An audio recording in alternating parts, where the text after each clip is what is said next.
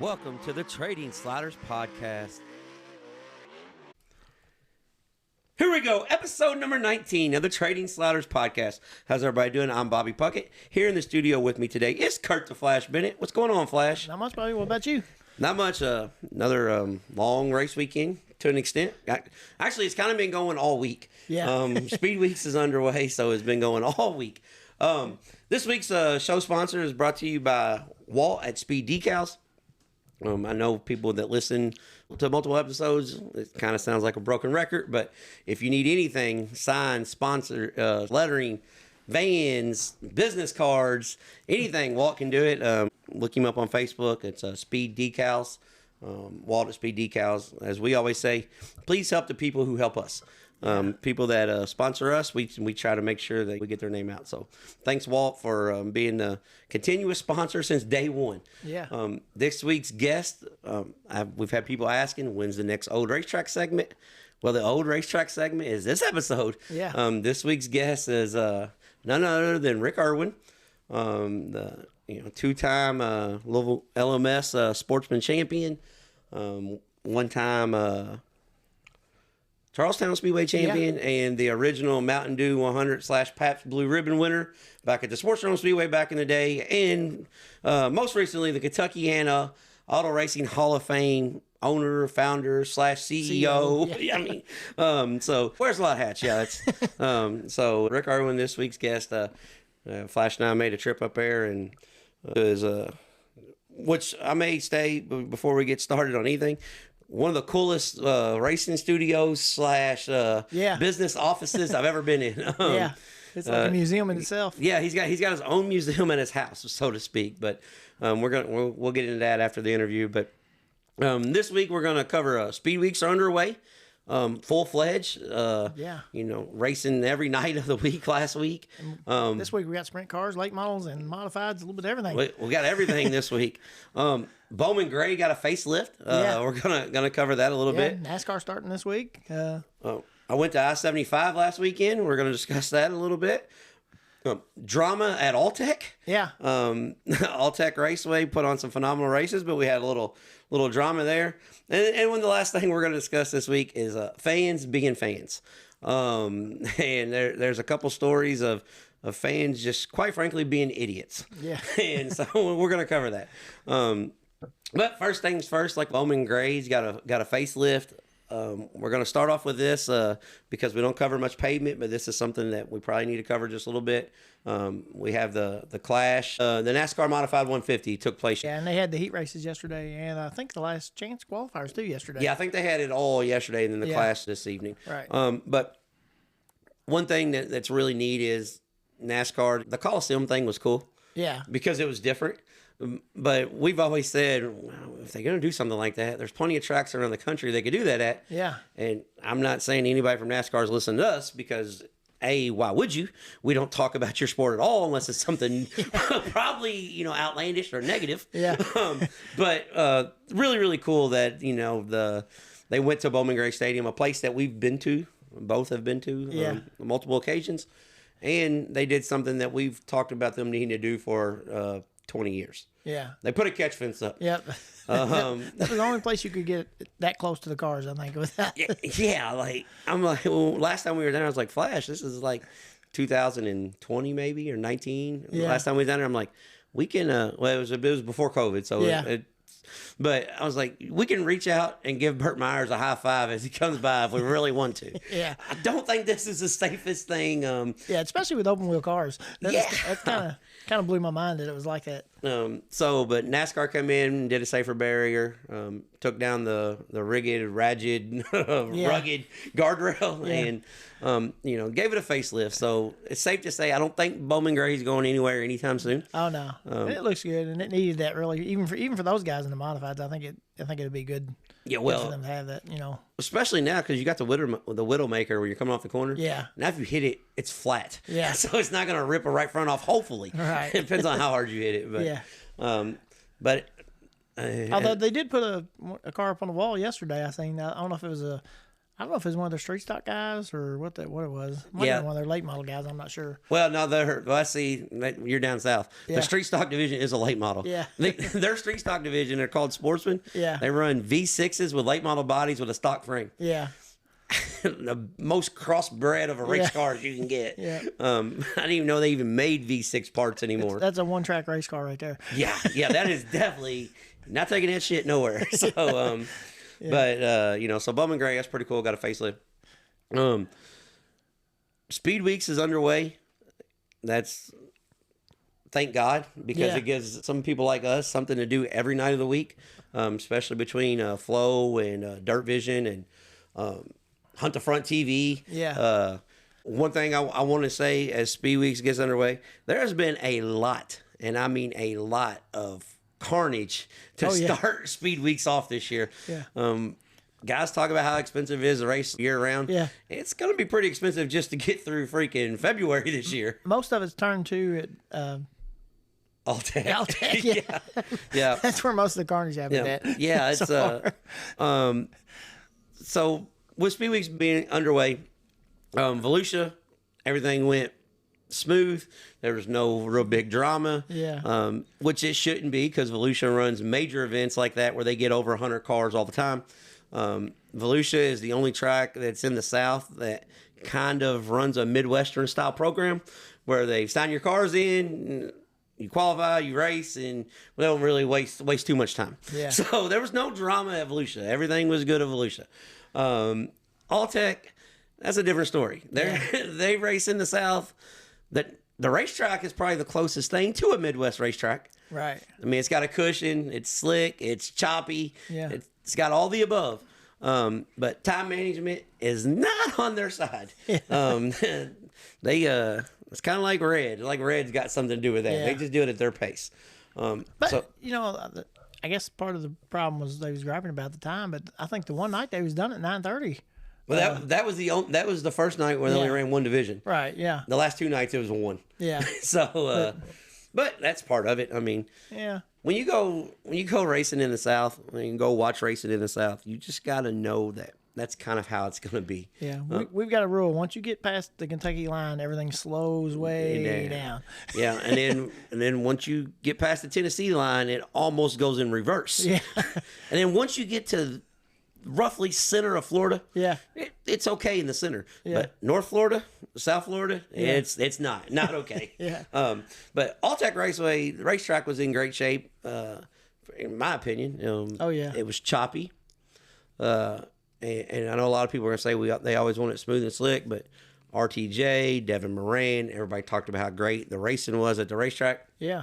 And the main reason that is, in my opinion, the cars are so aero dependent. When you're bouncing through hose, the air doesn't make a difference. Yeah. Right. So, I don't mind a little choppiness. Yeah. I've always said if it's slick in the middle, choppy on the bottom with a big cushion, you're going to have a good racetrack. Yeah.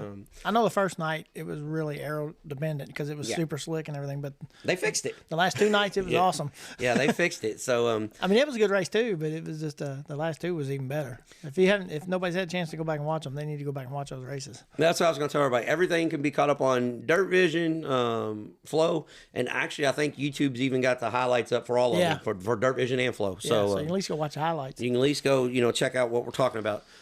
One thing I do want to say about the whole situation at Alltech, guys, just be thankful that you got a place that stepped up when East Bay closed down and said, we're going to pay the purse. We're going to do a week's worth of race. It's not easy to race 3, 4, 5 nights in a row. No, not during the week, especially because. I mean, you've got regular scores that work regular jobs. All the concession stand workers, they work regular jobs. So it's not real easy to pull off. It's something that's more tricky to do. It's something that's not super easy to do. So, they stepped up. Alltech stepped up, did what, in my opinion, what they should have done a few years ago. Alltech should have had a couple races because it is a really racy racetrack. Is it real efficient? No, not really. Yeah. But when you're down there, you're there for a vacation.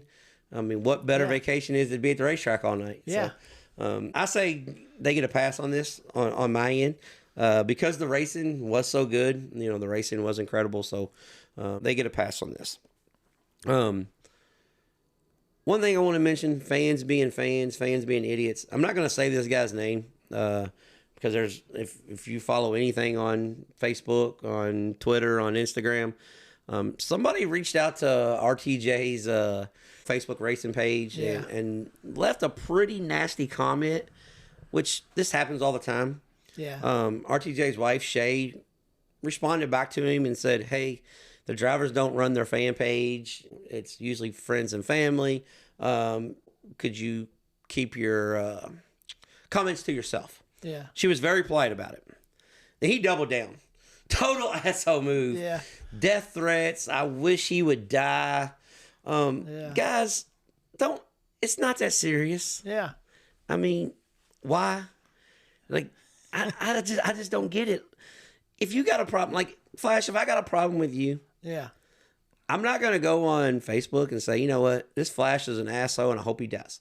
Like, what in the hell are you thinking? Yeah. Like, I was like, all right, Flash, you got an issue, let's talk it out.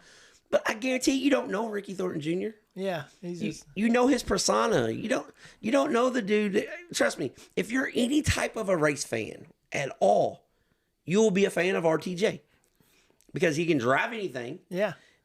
Sprint car, drive it.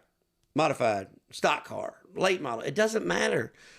Just respect his talents. If you don't like him, do you think he's cocky in interviews? I don't, per se that. I think he just, these guys got a microphone in their face all the time. Yeah. They're probably going to say something a time or two that you don't agree with. And a lot of times, I've been there myself when I've got out of the race car. No microphone in my face, but I got out of the race car and, F this dude, I'm going to kill this guy. Like, you just, and these guys I know they're professionals, but it's dirt racing, guys. They don't take sensitivity training. They don't take a speech class. They're just dudes like us who say shit they probably shouldn't say sometimes. Yeah. But don't be that guy. Don't be a fan messaging somebody's fan page on Facebook and tagging them on Twitter and calling them out on Instagram. Tell them you hope the fuel cell catches on fire and you burn it. That's not cool. Yeah, that's just that's just ridiculous. And speaking of fuel cell burning up, I'm glad Brian Shirley was okay. Yeah. Squirrel had a real scary moment. And then everybody was blaming that on the fuel cell people and all that. And Shirley had to come in. He had to get on there and make a statement on Facebook about how everything did exactly what it was supposed to do. Yeah. Well, here's the thing.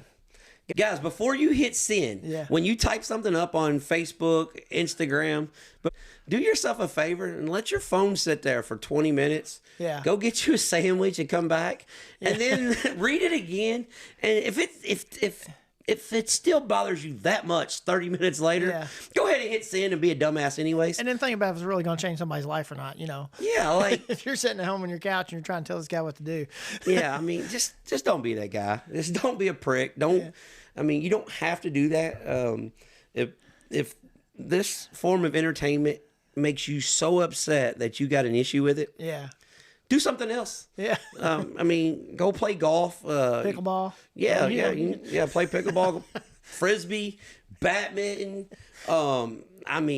Watch whatever TV show you want because the racing industry don't need you. Yeah. They don't need people like this. It's it's ridiculous. So that's one thing I don't want to go on no rant.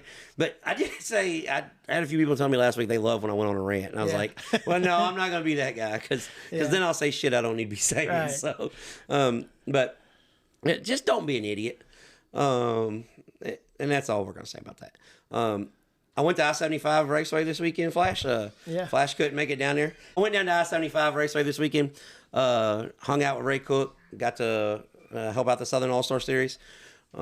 First off, about the I-75 weekend, when we say racers race, Ray Cook is a racer. Yeah. Because every other promoter, track worker, Silly's affiliate in the country will pull the plug on this. Yeah. It rained roughly, I don't know, 1.5 inches, 2 inches. The pits had 1/2 inch to 1 inch deep of mud everywhere. Yeah. It was going into it. Ray Cook kind of knew that there was going to be a possibility that he wasn't going to break even. But he said, I advertised the race and we're going to race. And And surprisingly, they had like 109 cars show up between all the divisions. Yeah. So, which there was a lot of divisions. There was 10 of them. There's a couple of divisions that had a, low car count, but it wasn't the end of the world. But one thing, hats off to Ray Cook. Yeah. I got to hang out Dwayne Keith in the booth.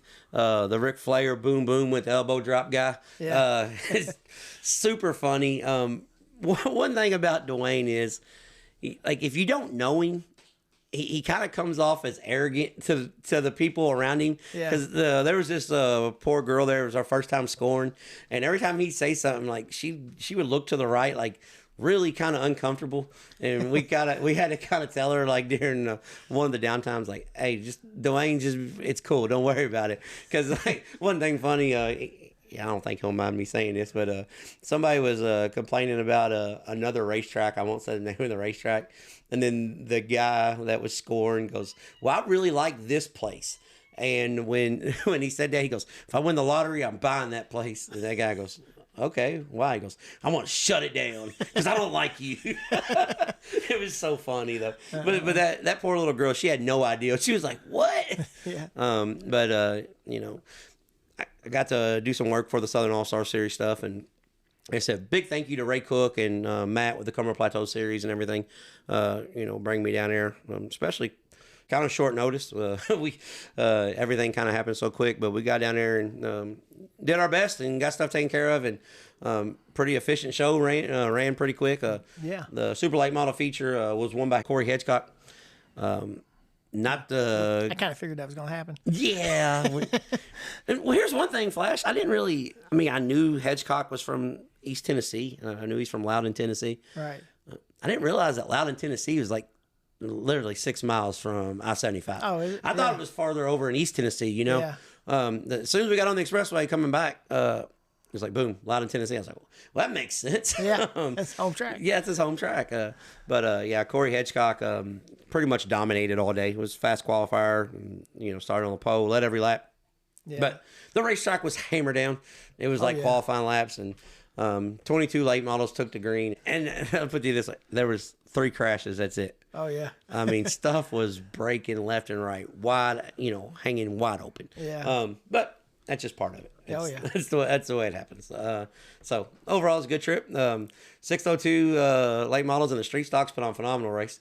One thing I have come to a conclusion of, if you got a street stock division that's got narrow tires and the racetrack is juiced up, those cats will run balls to the wall on the outside. They will run hammer down. So overall, it's a good show. I'm going to do a quick race results from this past weekend. We're not going to talk a whole lot about it because this week's guest, Rick Erwin, it's a pretty long interview, so we're going to try to keep everything short and sweet on our end. But All Tech Raceway started Thursday, Friday, and Saturday.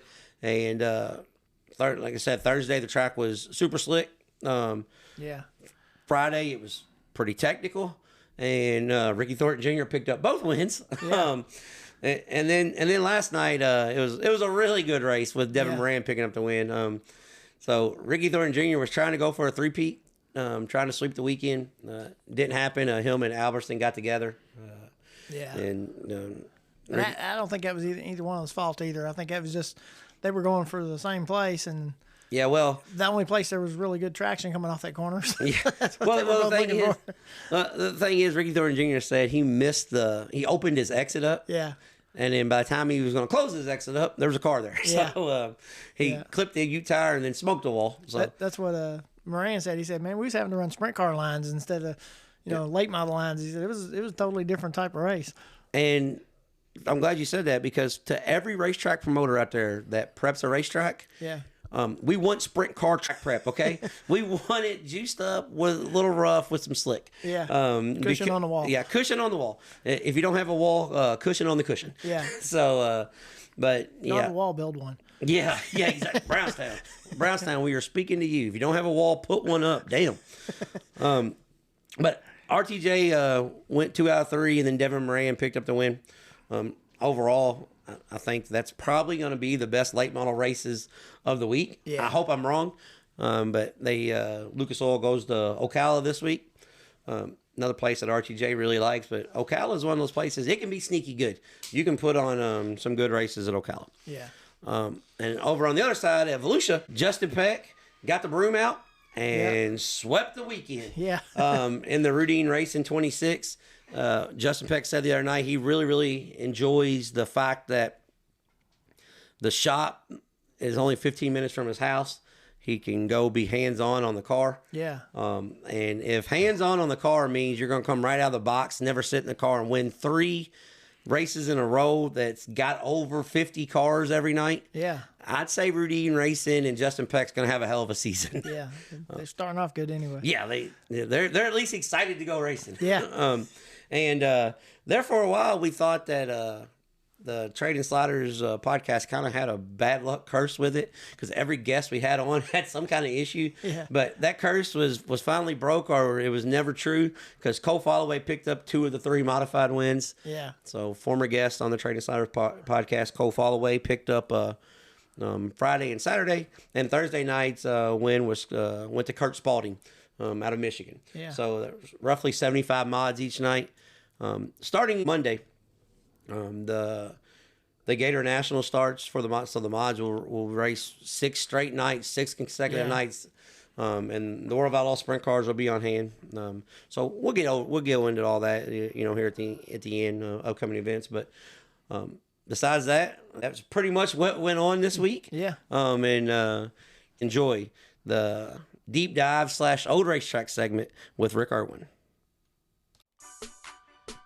It's time for the Trading Sliders Deep Dives presented by Kentucky Clutch and Performance.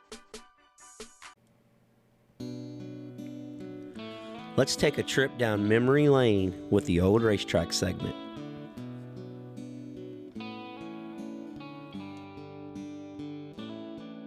We were there every Friday night when we were kids. We would sing along to We Will Rock You as they pulled out the pits. Did you pull for Blackwell or Harmon? Did you go just to see some carnage? Yeah, I still smile every time that I look back on it at the old racetrack.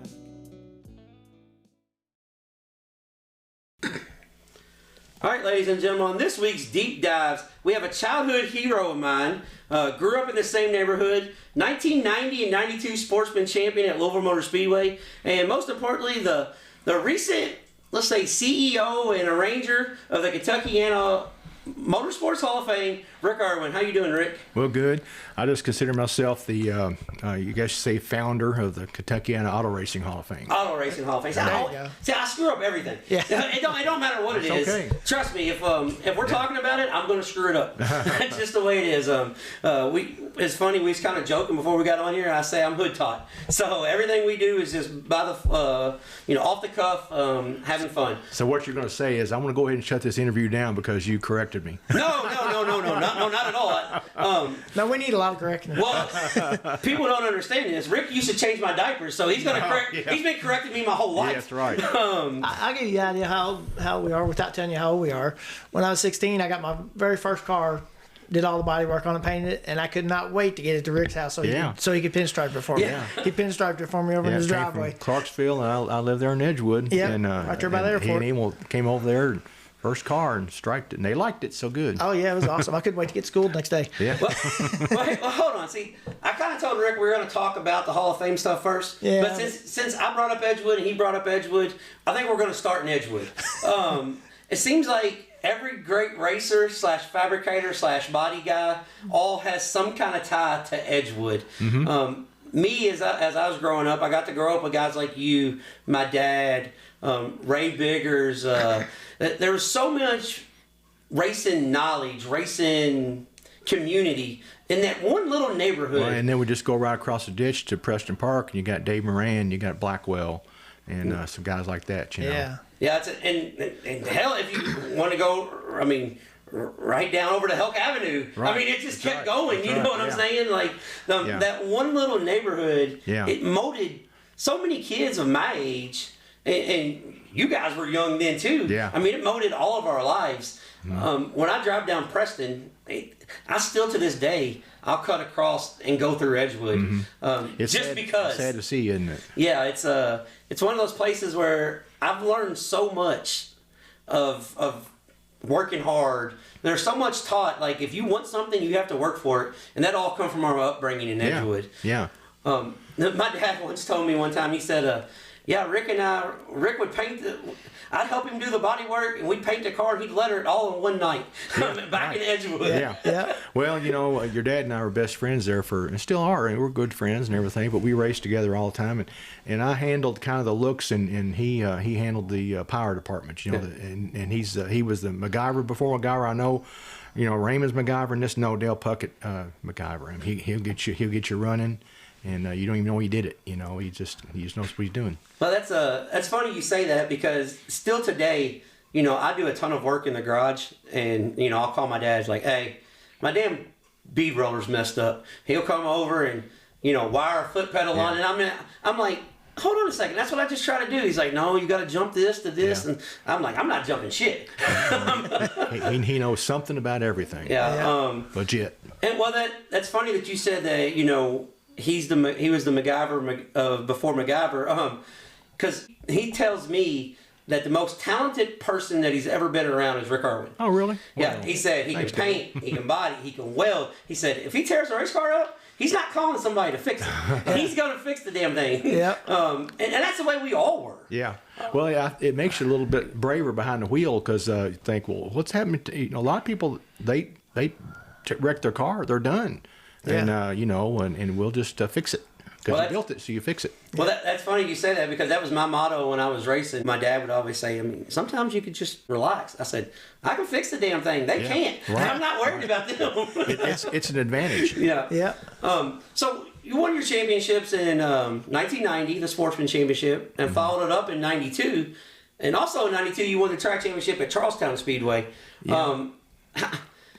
In 91, you did some late model racing, correct? Right. Well, I took Frank Scott's advice, because I was doing both the late models and the Sportsman, and I wanted to run better in late models. I mean, I was top, 6'7" guy, 5, 6, 7, and occasionally win some races. But anyway, Frank called me Otis, and of course Frank was the guru.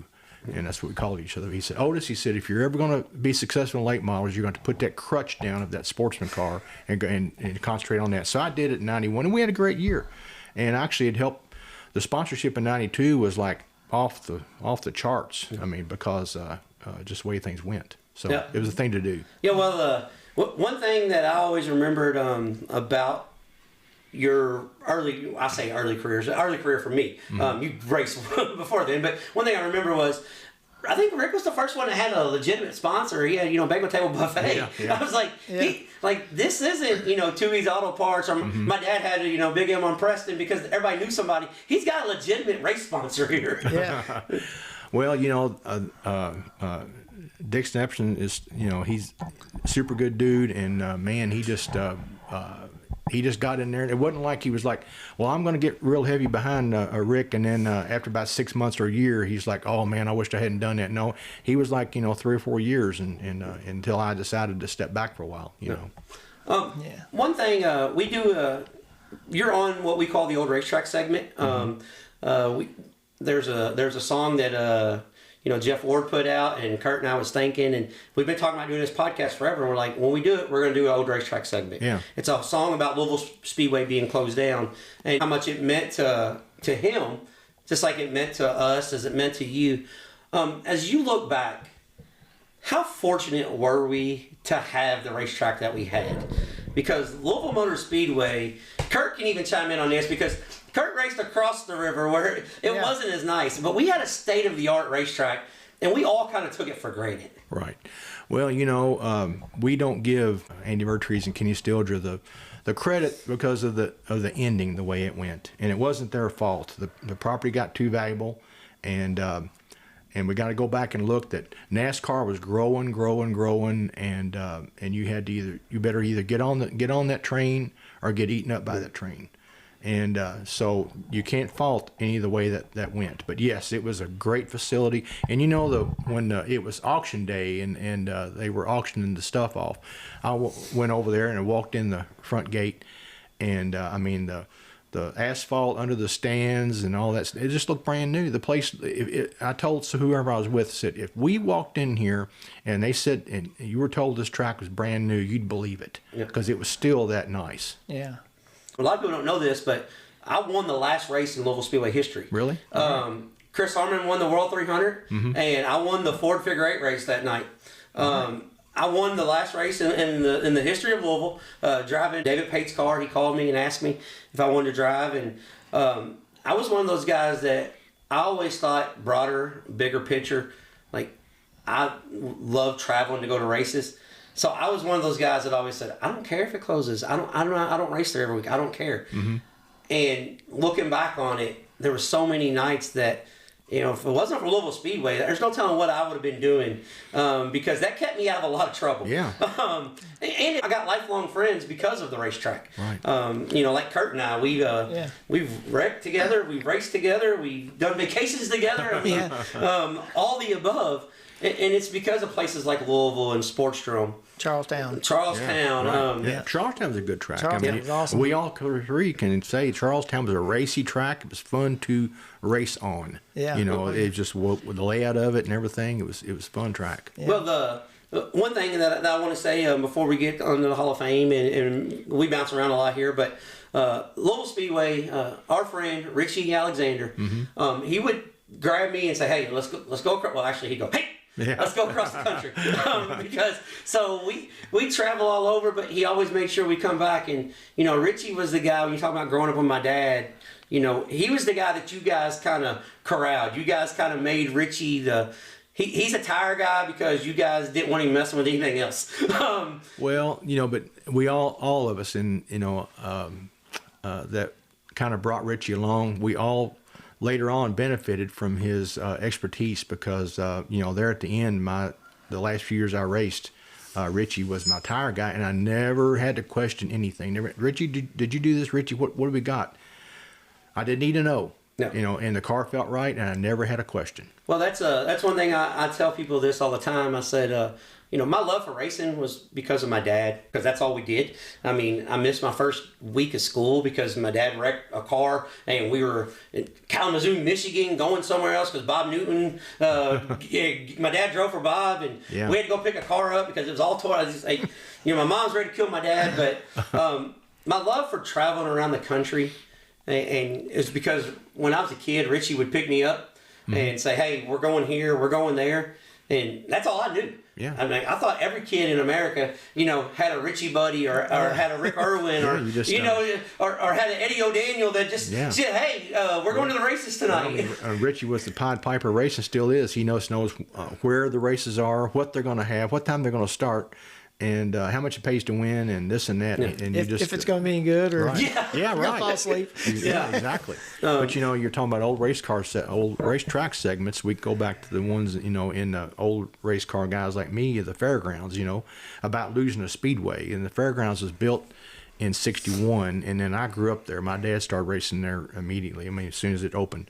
But when it closed in 1980, your dad had only been racing there for about 5 years, and you know, he's younger than me. Yeah.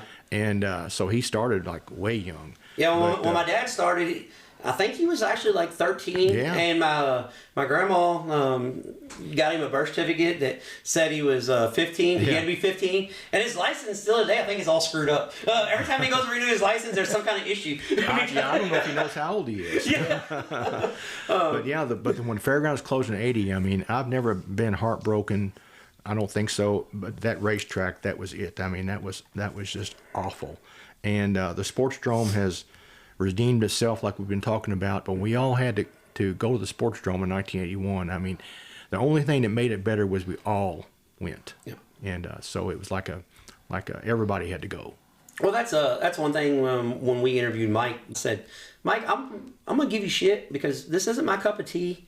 I don't like all the fighting and arguing, but you guys survived, And a lot of that was because your dad was so stubborn, he wasn't going to do it anybody else's way. And now as you're here and there's racetracks, it's still here. And I told Mike, I said, when I walk in, and I still try to go once a year because I've been every year I've been born. So I walk in and I see the kids playing. They're racing figure eight under the bleachers, and I said that was us. So thank you for never letting this place go away. Even though I'm not here every week, I'm glad that there's an option that the kids still have, and I'm very grateful for that. And as I'm getting older, I'm grateful for all the racetracks that are still here because we lose more than what we keep. Yeah. Well, when the Sportstrom first was built in 1947, it was auto racing was pretty new in its infancy, and everybody flocked over there. It was a big deal. And then Jake Gibson took over in 1967 and made a lot of improvements to the place, and it was in competition with the fairgrounds, but it worked. And then, but anyway, they've just hung in there, and whether they had 100 cars or 10 cars, they were gonna open up. Yeah, and now we're going to transition into the Hall of Fame. I know your love for all of motorsports, all of racing. Hell, we still race slot cars together. Yeah. I mean, I know you love all motorsports. When did this vision? Because I've been on record for saying there's a lot of people that say woulda, coulda, shoulda, but you did. Yeah. So when did this vision happen? Where you're like, you know what?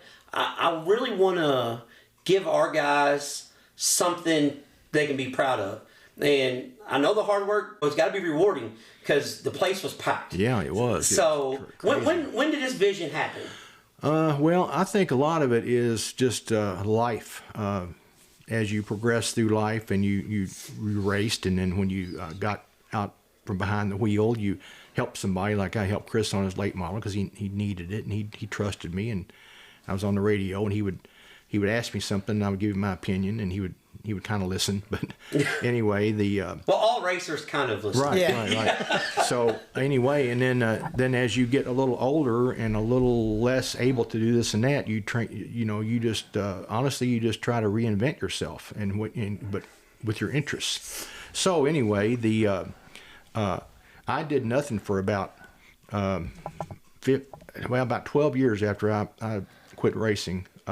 But just keep my head down in that body shop and work like crazy because that's all I knew how to do. Anyway, so when Chris got inducted into the Kentucky Motorsports Hall of Fame in Central City, I wanted to go down there, and that's what got me the bug because I went down there and I wanted to support Chris and to see how it worked. And see what it took to get our guys in there.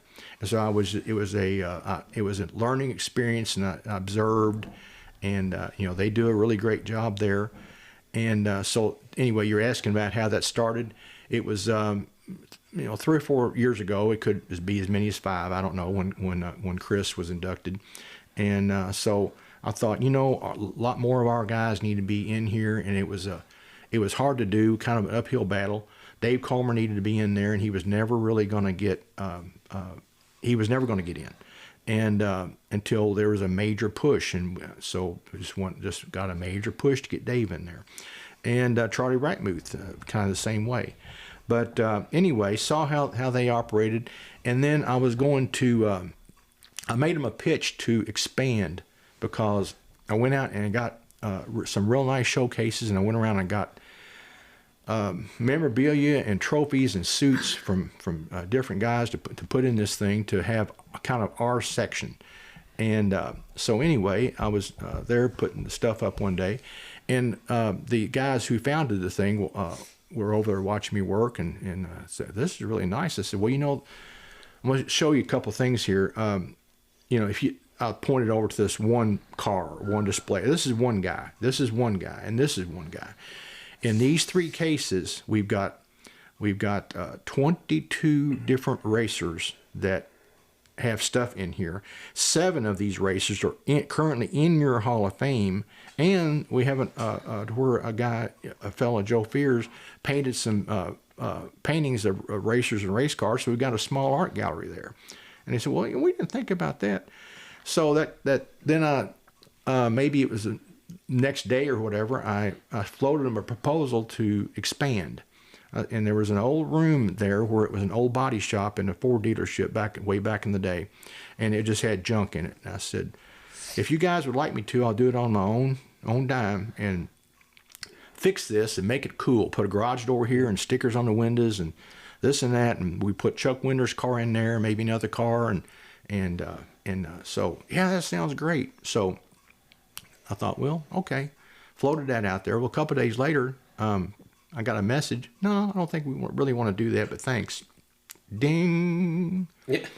And actually, those two fellows said, as big a hotbed of racing as there is up there in your area, it looks like somebody would start a Hall of Fame. Well, that stuck. And then I wasn't going to hurt their feelings they weren't going to miss me or anything, but anyway. And they kind of gave you their blessing. Well, exactly. Yeah. And right. The Saturday on the way over to our induction thing, Bobby Davis, who's the main dude down there, he sent me a well wishes text. So yeah, and but anyway, that was the thing, is going down to Central City, and then when you're ready for me to tell you about the details of how it came to be, then I'm ready. Well, spill it out. Let us know how it came, because I know there's a lot of work that went on. There's a lot of behind the scenes. Yeah. Well, we about we're going to have our 5th Racers Reunion this August. I think it's the 16th, and thankfully we don't go up against Salem this year, so good. Sherry Cheever, she's Milt Hartloff's daughter, and so she organized a Racers reunion, a fairgrounds reunion at the Sportsdrome, and asked Mike, because she thought, well, the past animosity with fairgrounds and Sportsdrome may not work, and Mike may not want it over there, but he gave it his blessing, said, yeah, sure. And so Wayne Stagner, who works over there in VIP, there wasn't a lot of interest in it initially, of the reunion, and Wayne said, you've got to get Rick involved because he knows everybody, and get him to show up. So he told me that, and so I got really heavily involved, and people like to be invited. You can put something on the internet or on Facebook or on whatever platform, and people see it and like, oh, okay, if I think of it, I might go. But if you personally call them or text them or make an effort, they'll be there, if they can. So I mean, that's like my dad. He doesn't miss any of them. Like, you know what I'm saying? Yeah, he's there every year. He's like, the first time he was like, I'm gonna go over here to the Racers Reunion. You should go. And I was on the road announcing for the series and stuff. And I was like, Dad, I'd love to go. I said, but I'm not gonna be able to make it. And so I called him the next day. I was like, how was it? He goes, man, it was really neat. And we used to work for Milt Harloff Jr. And he's like, I got to bullshit with Milt. He's like, it's really neat. And Rance Harmon told me, he was like, man, that was really neat. Yeah. So you get all these guys who... I actually went. It was really nice. It was cool. We were going there, hang out with everybody, talk to the guys you used to race with. I mean, there was a lot of guys there that I raced with. Well, Phil Andrews was there. Used to race door to door with him a lot. So. Well, even Andy Vertrees, unfairly has caught some flack for closing Louisville, and he didn't close it. But anyway, he's the fall guy on that. But but I don't mean to cut you off. But before we go any further, for everybody who bitches about Andy because the racetrack was phenomenal, but the ending was bad. It doesn't matter what it is: marriage, basketball coach, teaching career. Usually when it ends, 90% of it, there's always going to be hard feelings no matter what. Right. It doesn't matter what. It doesn't matter what you're doing. Right. So let's not bitch at Andy for the racetrack closing. Let's thank him for. It wasn't just the 10 or 11 years of Louisville. Let's thank him for Charlestown and for Whitesville. Right. Let's thank him for keeping the racing community alive for all those years. Well, I believe you guys could say the same thing, but chances are I would have either quit or raced somewhere that I didn't like and was going to be unsuccessful. But Louisville fit me, and it fit me because I was. You just think of all guys largely my age. We blew through there in the racing prime of our lives. 27, 8 years old up to 35 or whatever, and Louisville was there and kicking. And if it wasn't, we wouldn't have had what we had. did what we did. Yeah, so I didn't mean to cut you off about that, but It's okay. That's just something that I've always, like, every time I hear somebody say something negative about Andy, I'm just like, how in the world can you be pissed off at this guy? Well, in 1980, Milt Hartloff caught some heat because the fairgrounds closing. You could have stopped that. You could have helped it, which he really couldn't. The ferry board is not going to keep it open. Anyway, on the Andy thing, Buddy told me after that, he said, Pops really enjoyed that. He said because he could be there with the friends he raced with, and he could be Andy the racer. Yeah. And didn't have to catch a bunch of flack from people. He could just be buddy, be friends in there and buddy up with all his friends and be Andy the racer. Yeah, Andy was good at Charlestown too. I mean, he was always fair with everybody. I mean, and I think a lot of that came from him being a racer, right? Too, he knew what to look for and what not to look, what not to read, not to read too much into some things that are happening on the racetrack. And he'd already had a few years' experience, because he bought Kentucky Motor Speedway in Whitesville. He bought that in 1980. And he leased Charlestown in '83 and had it paved. But kind of a funny story this isn't funny. When Frank was in Frank Scott was in hospice, I was up there and sat with him, and Andy came in. And man, I tell you what, we were having such a good time. Somebody came in there. I think it was some Catholic, some lady, and said, "You all are having way too much fun in here." But anyway, Andy told me that when he had when Nick, opened Charlestown in '78, and then when Andy and Kenny leased it, first thing they did was have it paved. Well, Andy called whatever the paving company did it, and said, "I'd like to get the speedway paved. Oh, and how much is it? Bring us the money and we'll start." He's like, "Oh, really? Yeah, pay up front." So he said, "Kenny, they want us to pay up front." Well, Kenny Stilger, was majorly respected businessman. Well, he called them, and they just did it on the spot. Yeah. Well, nobody knew who Andy was. Right. Funny story about Andy, real quick. My dad said Andy Vertrees, the first year of Louisville Open, my dad won the feature. Buddy ran second. Blackwell ran third. Mm-hmm. And they were going to disqualify Buddy for not having body mount bushings. Yeah. And my dad and Blackwell didn't have them either, and they said, "Y'all just change them."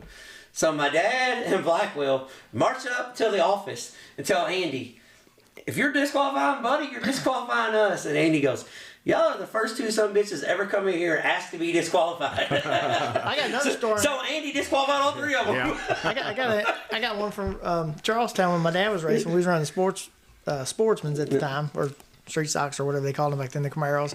And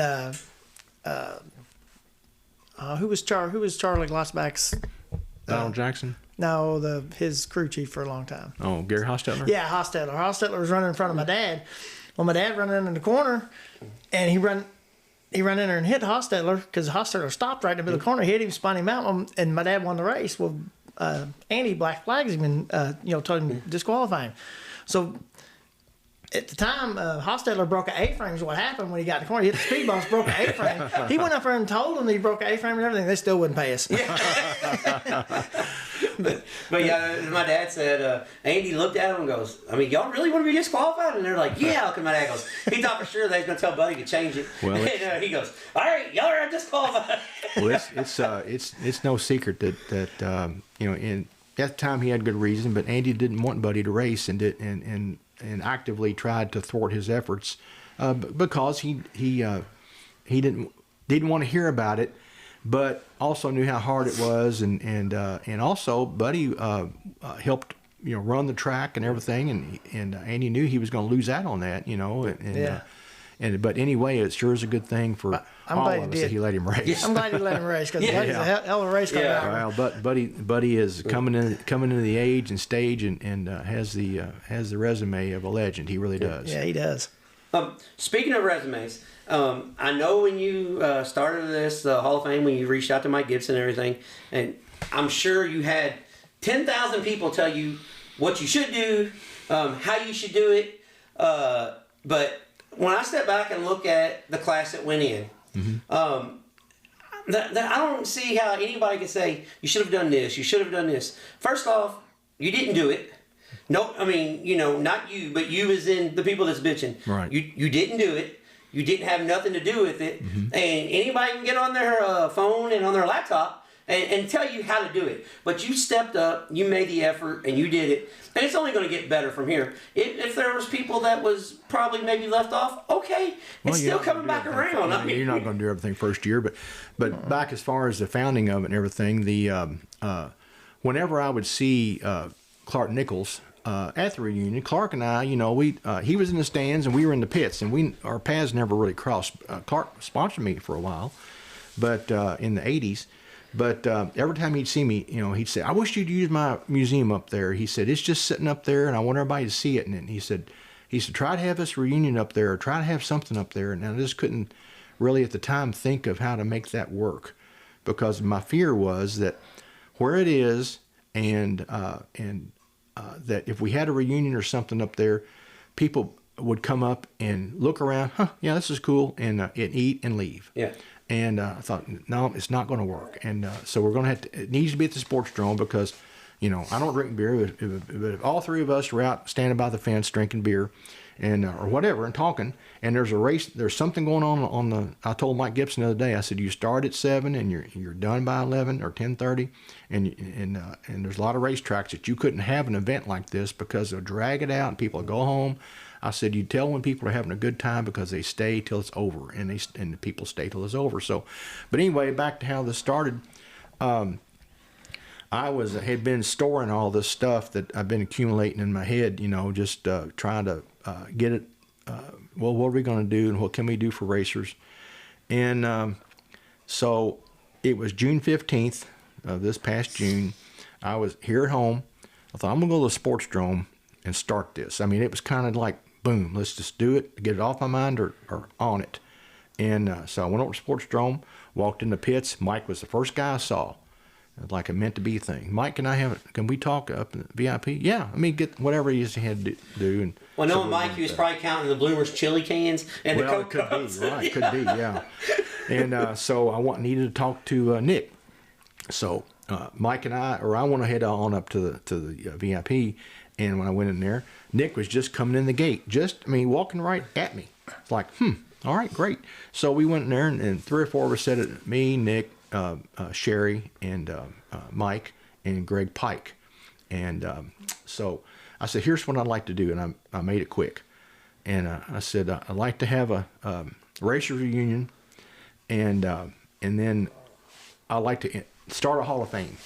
And okay, well, what do you want to do there? I said, Clark, this will work great for you because we can have it up at your place, and it'll fulfill what you told me that you wanted to do. And he nodded yes. And then Mike Gibson, I said, Mike, it's good here because the Speed Drome has a Hall of Fame. Sports Drome doesn't. He said, yeah, they do. And me, Dad and I always kind of wanted one, but we just didn't want to have to handle it and hear about it. And I said, well, let's start one right here. And sounds good. So I was trying to think of what else we need. We got Mike's, and I said, this Hall of Fame it'll be a lot sports drone, but now we're talking Kentuckiana. We're gonna draw from all the racers in this area. So, yep, good. So I said, Mike, there's some things that I would like to have to get this going. I said, I'd like to have a wall to put our Hall of Fame members on and inductees, and I'd like to have a season pass in the pits because I've got to do a lot of research. Greg Pike told me off the side, you'll never get that. Yeah. and then I want access to upstairs. I always felt like when you went up there, it was Raiders of the Lost Ark. You were scared that you were going to unearth something that was going to get you killed. And I said, Mike, I'd like to have access to everything you got. And he said, you got it. So I went up there for 3 or 4 weeks and pulled cool stuff out of there to keep back for displaying. And Nick was happy, Mike was happy, and everybody was happy. And then I said, let's do an induction and announce it on the night of the reunion in August, and then we'll have and just bam, bam, bam, bam, and then we'll have the induction the same day as the Sports Drome banquet, but earlier in the day. And it just kind of just came along that way. And sometimes things just work out. Well, but we'd all done our homework, and that's the way it worked out, and that's the way it still is. So we got both of them. The induction, at the reunion that made up the 20 that go in, and then as well as we just successfully had this induction, which was it just was crazy because, you know. Now, no, I was out of town and I couldn't make it, but I talked to a couple people that was there, and they were like, "Oh my God!" Yeah. Like they had no idea there was going to be that many people. You know? Yeah. Well, you know, when I was talking to Mike, he met me up there on a Wednesday a couple weeks ago, and he said, "How many are you expecting?" I said, "Well, I don't know what." He said, "What do you think?" And I swear, I think he said 45. I said, "Mike," I said, "Raymond will bring 45."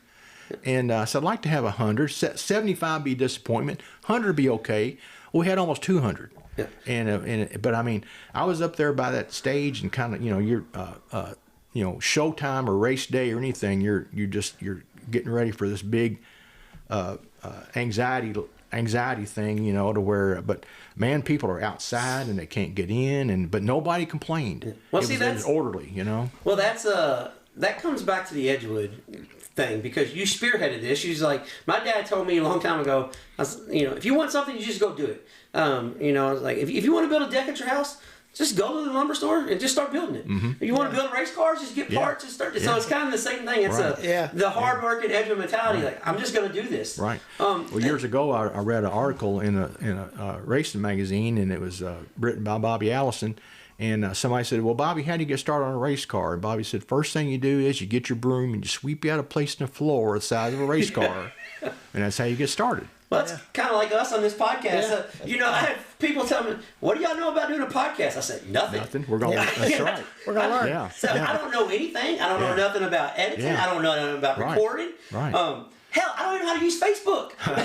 But we're going to do it. I mean, less than 30 minutes before 3 p.m. showtime, people are asking me, you know, "How's this going to go? What are we going to do? Who's going to be first? Whatever." I said, "I don't know." And so I got with Brandon and Taylor, and we just kind of got a general, but nothing was written down. And he just looked at his phone and went off the sign that I painted as to who was up next, and then I'd get the, you know, and then it really worked out. But we just, like you guys did building this podcast, you just learn as you go. Yeah, that's what I tell people all the time. I was like, I don't know. I grew up, I call it hood taught, and everybody laughs because I say, "You didn't grow up in the hood?" I said, "When I was at Edgewood, it was pretty hood." I mean, it was. You drive down Preston now, they don't tear down good neighborhoods, okay? Right. I said, you just do it. There's no, I have people, like the number one thing people ask me, and it's going to be like this going forwards, trust me.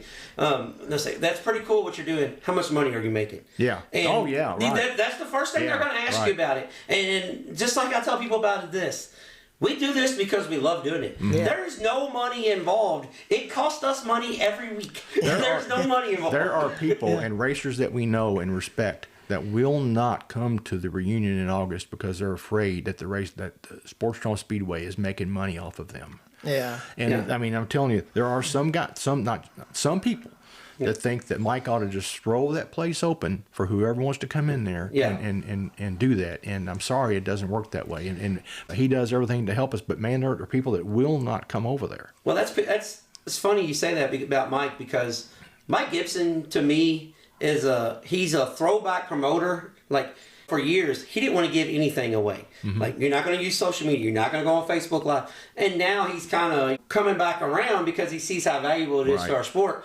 Mike can adapt. Right. If there's a problem thrown out in front of him, the Sportstrom hasn't been there for 1,900 years because they can't figure it out. Well, talk about learning as you go. Yeah. That's what Mike's doing. Jake was in a little bit of a decline there at the end, and Mike had to take it over. But he had to learn as he went, and he's doing really well. I mean, and people say, "Oh, the Sportstrom's going to close." I said, "Do you think Mike Gibson would have paved the pits and everything else if that place is going to close up?" Put up new lights, right? Put up a new guardrail this year in the winter. Scoreboard. I mean, fix some bleachers, bathrooms. Fix the bathrooms. Yeah, exactly. Well, a lot of people didn't know this until we did our interview with Mike. Like, Mike and I talk quite regularly, because Mike's got a huge love for dirt racing. Mm-hmm. And I've just, when Louisville closed, that's where I migrated to.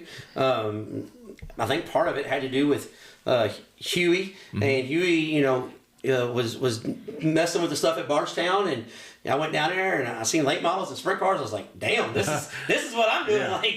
But we always went to Brownstown. You and my dad, y'all racing those enduros, but you go to Brownstown and enduro in the '80s, you didn't get to see all the late models and stuff. So I kind of migrated to that, but like a lot of people was shocked when we were starting doing our interviews. They're like, I can't believe you got Mike Gibson doing interviews. Like, why? And they're like, Mike don't talk to nobody. I'm like, Mike's really approachable. If you walk up to him, he'll talk to you. Well, I went to the banquet the other night, and then I guess it was yesterday, day before. After the banquet, he had a sit down interview with the champ, the divisional champions, and it's 11 o'clock at night. He didn't have to do that, but he wanted to. Yeah, right. Well, Mike, back when I was working for Chris and we were racing, we went over and did a tire test. And I told Mike, I said, I know this is how I'm getting old, and it's funny because I was that kid. But so we went over and did a tire test. This is 10 years ago. And Mike's little girls it was just us, Mike, me, Chris, Rance, and that's it. And Mike's 2 little girls. And we've got like 3 sets of tires. We're going to test these tires and see which one works. That Mike's one. And his little girls are climbing over the race cars, and they're throwing rocks at me, and we're playing in the pits and everything. And then I walked in last year, and one of them's working the gate, one of them's working the concession. Yeah. I'm like, holy shit! Like, you know what I'm saying? I'm like it just seems like it was yesterday that they were crawling around the pits, and that to me, I knew then that place isn't going anywhere. It's gonna be there. It's come hell or high water, Mike Gibson and the Gibson family is gonna be involved with the sports show. Oh yeah. Mm-hmm. So I think the Hall of Fame thing is great that you're doing. Like I said, I've gone on record and I wouldn't say defend you, but as I seen, there's so much negative in everything we do. Mm-hmm. There's somebody's always got a bitch about something, and every time they do, my first words is.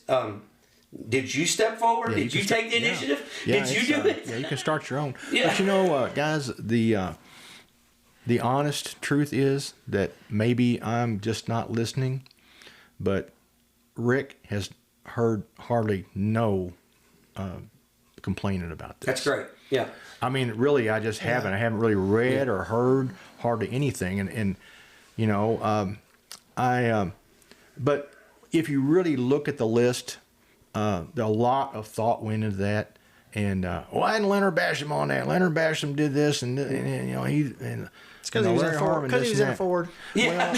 Well, Leonard Basham is going to make our Hall of Fame, but occasionally I think, and I did it this way, that you have to make some calls that are for.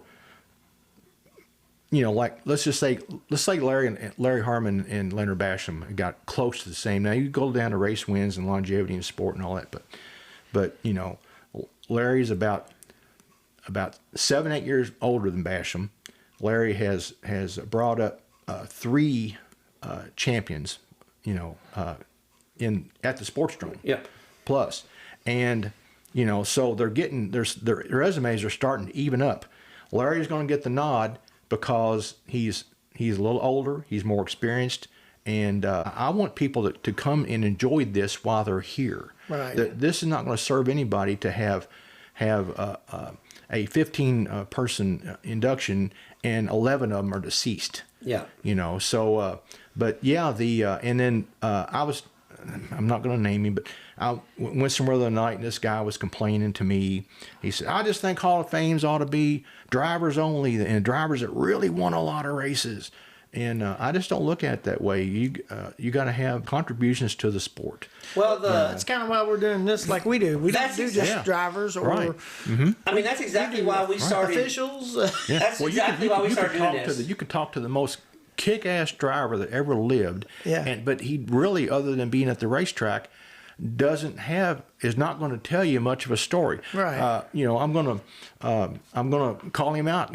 Super good dude. But I'm sorry. I just say what I think a lot of times. But Preston Ford, I mean, man, this guy has just got an awesome resume. But if we're going to do a 2-hour interview with Preston, he's going to talk for 30 seconds, and then.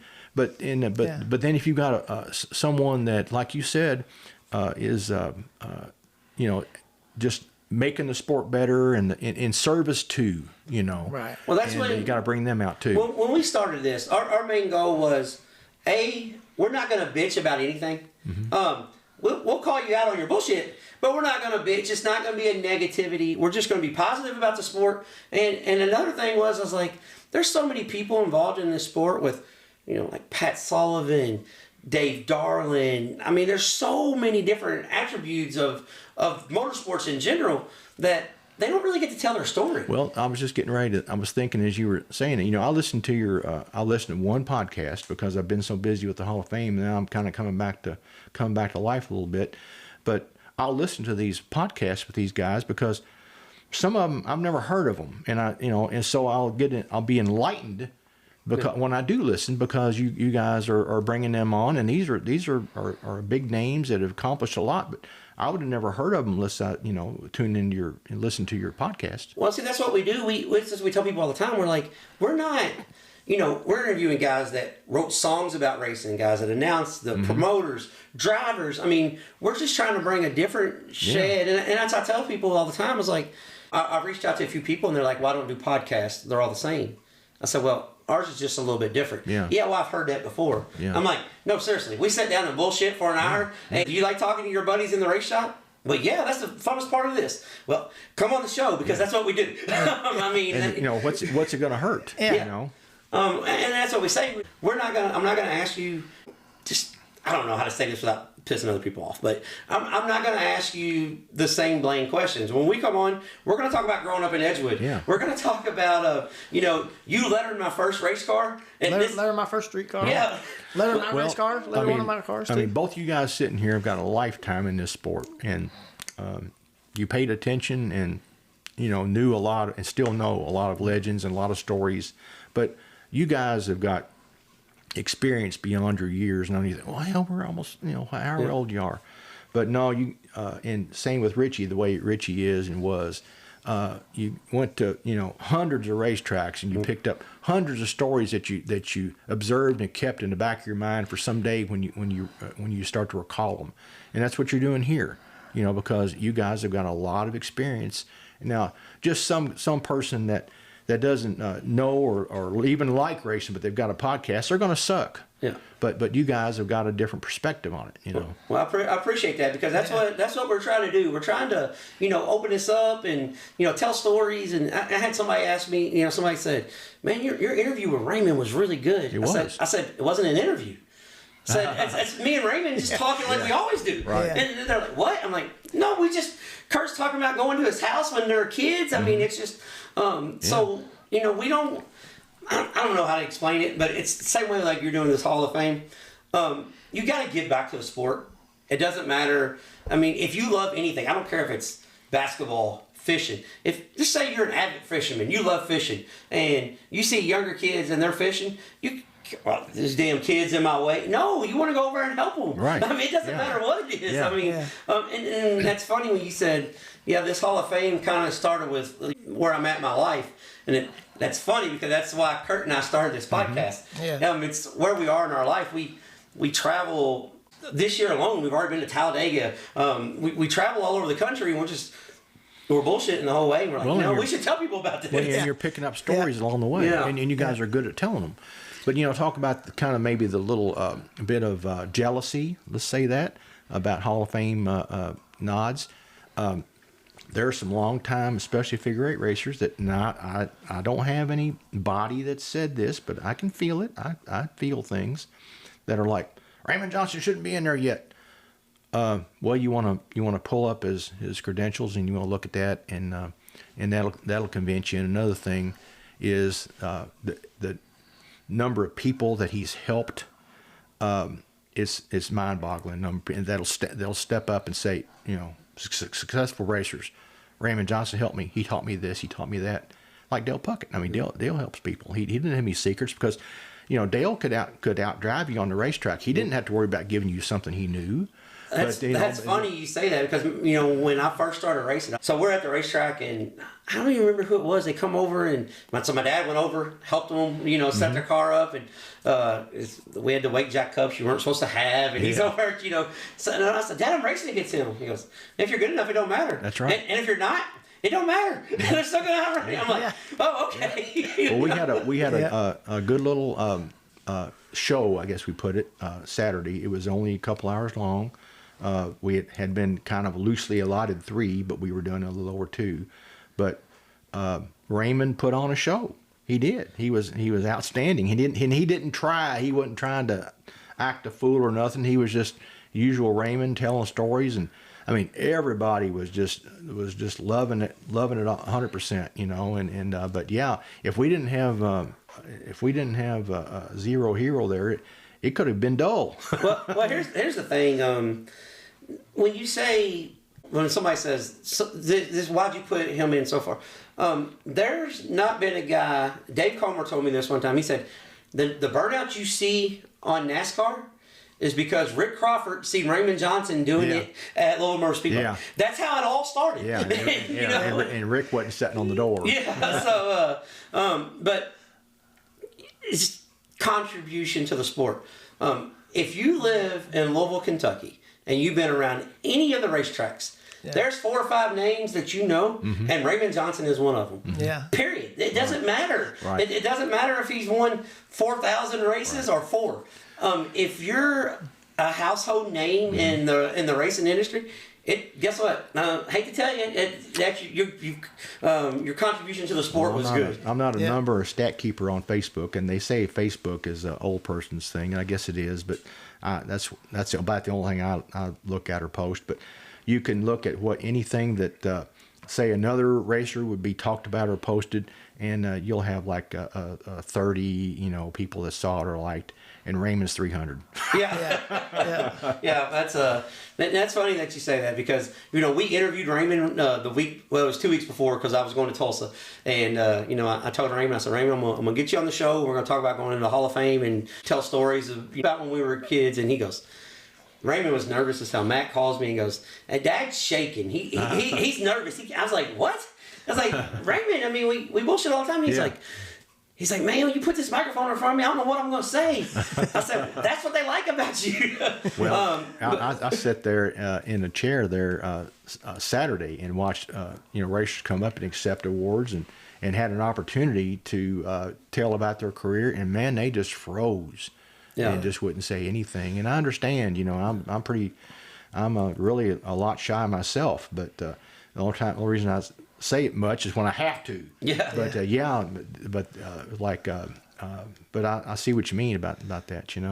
Yeah. Raymond, he was, like I said, he was all for it. Matt called me. It was so funny. He was like, I don't know if Dad's gonna do it. Like he's worried about it. I'm like, what the hell is he worried about? But it was funny. But the cool thing about doing these is with the people we do them with. A lot of people they know you. They only seen you race a race car. They never seen you out of the race car talk to you. Mm-hmm. Like now they're gonna be able to. Understand who you are. And a lot of racers, like we said about the fellas that you are, and guys and gals that you all are interviewing and interacting with. I mean, you get to know people, and you're like, man, I really never liked that dude. Well, he's all right. Yeah. He seems like a pretty cool dude. Yeah. So that's the reason why we're doing this. Like I said, we're almost an hour into this, so we're not going to keep you all night. One of the main reasons, you got a bunch of cool shit we want to check out before we leave them. Yeah. I'm having such a good time. I mean, hell, let's just roll on. I'm okay with it. All right, this might be halftime. Might do part 2. Yeah. I do got a funny story though. So it was my second car. My first car I built, I called Rick. I said, Rick, I need you to letter my car. He goes, I can't do it. I said, really? Yeah. I said, I'm gonna tell you. I said, what do you mean you can't do it?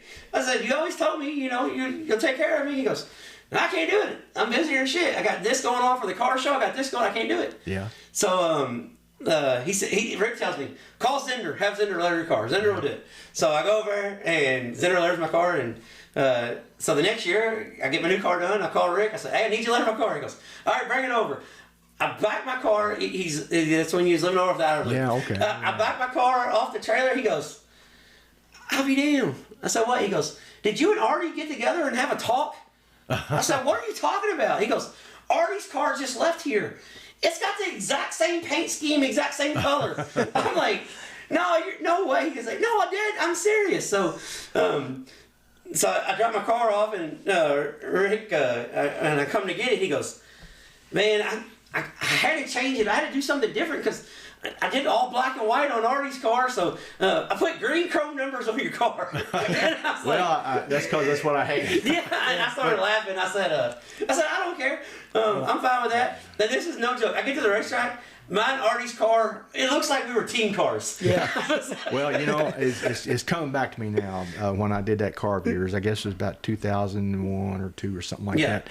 But you kind of, I was like, oh man, it was like you threw a real challenge up to me that I had never had to do before, and I'm thinking now. The numbers with I'm sorry, Billy Moyer. Yeah, Billy Moyer numbers is like, oh God, it had like with a the little things in it. It had like a sunburst. Like, how am I going to make that? I don't think you got that, did you? No, I didn't. I got green chrome on my name. Ron Trundle and Tiger Parsley's cars were done the same way. Yeah, used to be. That's why I was black and yellow, because I was always Billy Moyer guy, and I was like, I'm gonna paint it like this, and I was like, well, I'm gonna do something different, and I put this swoop down the side, and I taped it all off. Yeah. And I seen Artie's car, and I was like, what in the hell is? I mean, it's like we almost stood next to each other and painted the cars the same way. Well, in fairness, I tell you, when I guess that was it was not 01 or 02, it was probably 04 or 04, something like that, because Zender Gary was gonna. The racers just ran Gary nearly into our piece. He may have been a few times, I don't know, but Gary took it so personally and so to heart that I mean, he wanted to do everything perfect, and he's an excellent artist. And he just up and told me, he said, "You want to buy my stuff?" I said, "Well, I don't know if I really want to get into vinyl," and I knew I was going to have to, and not really put the brushes down. But I had just got that stuff, and I had a lot of your all's files. And then Gary just, he sold me his files too. And I was kind of under pressure to go vinyl from the brush because that's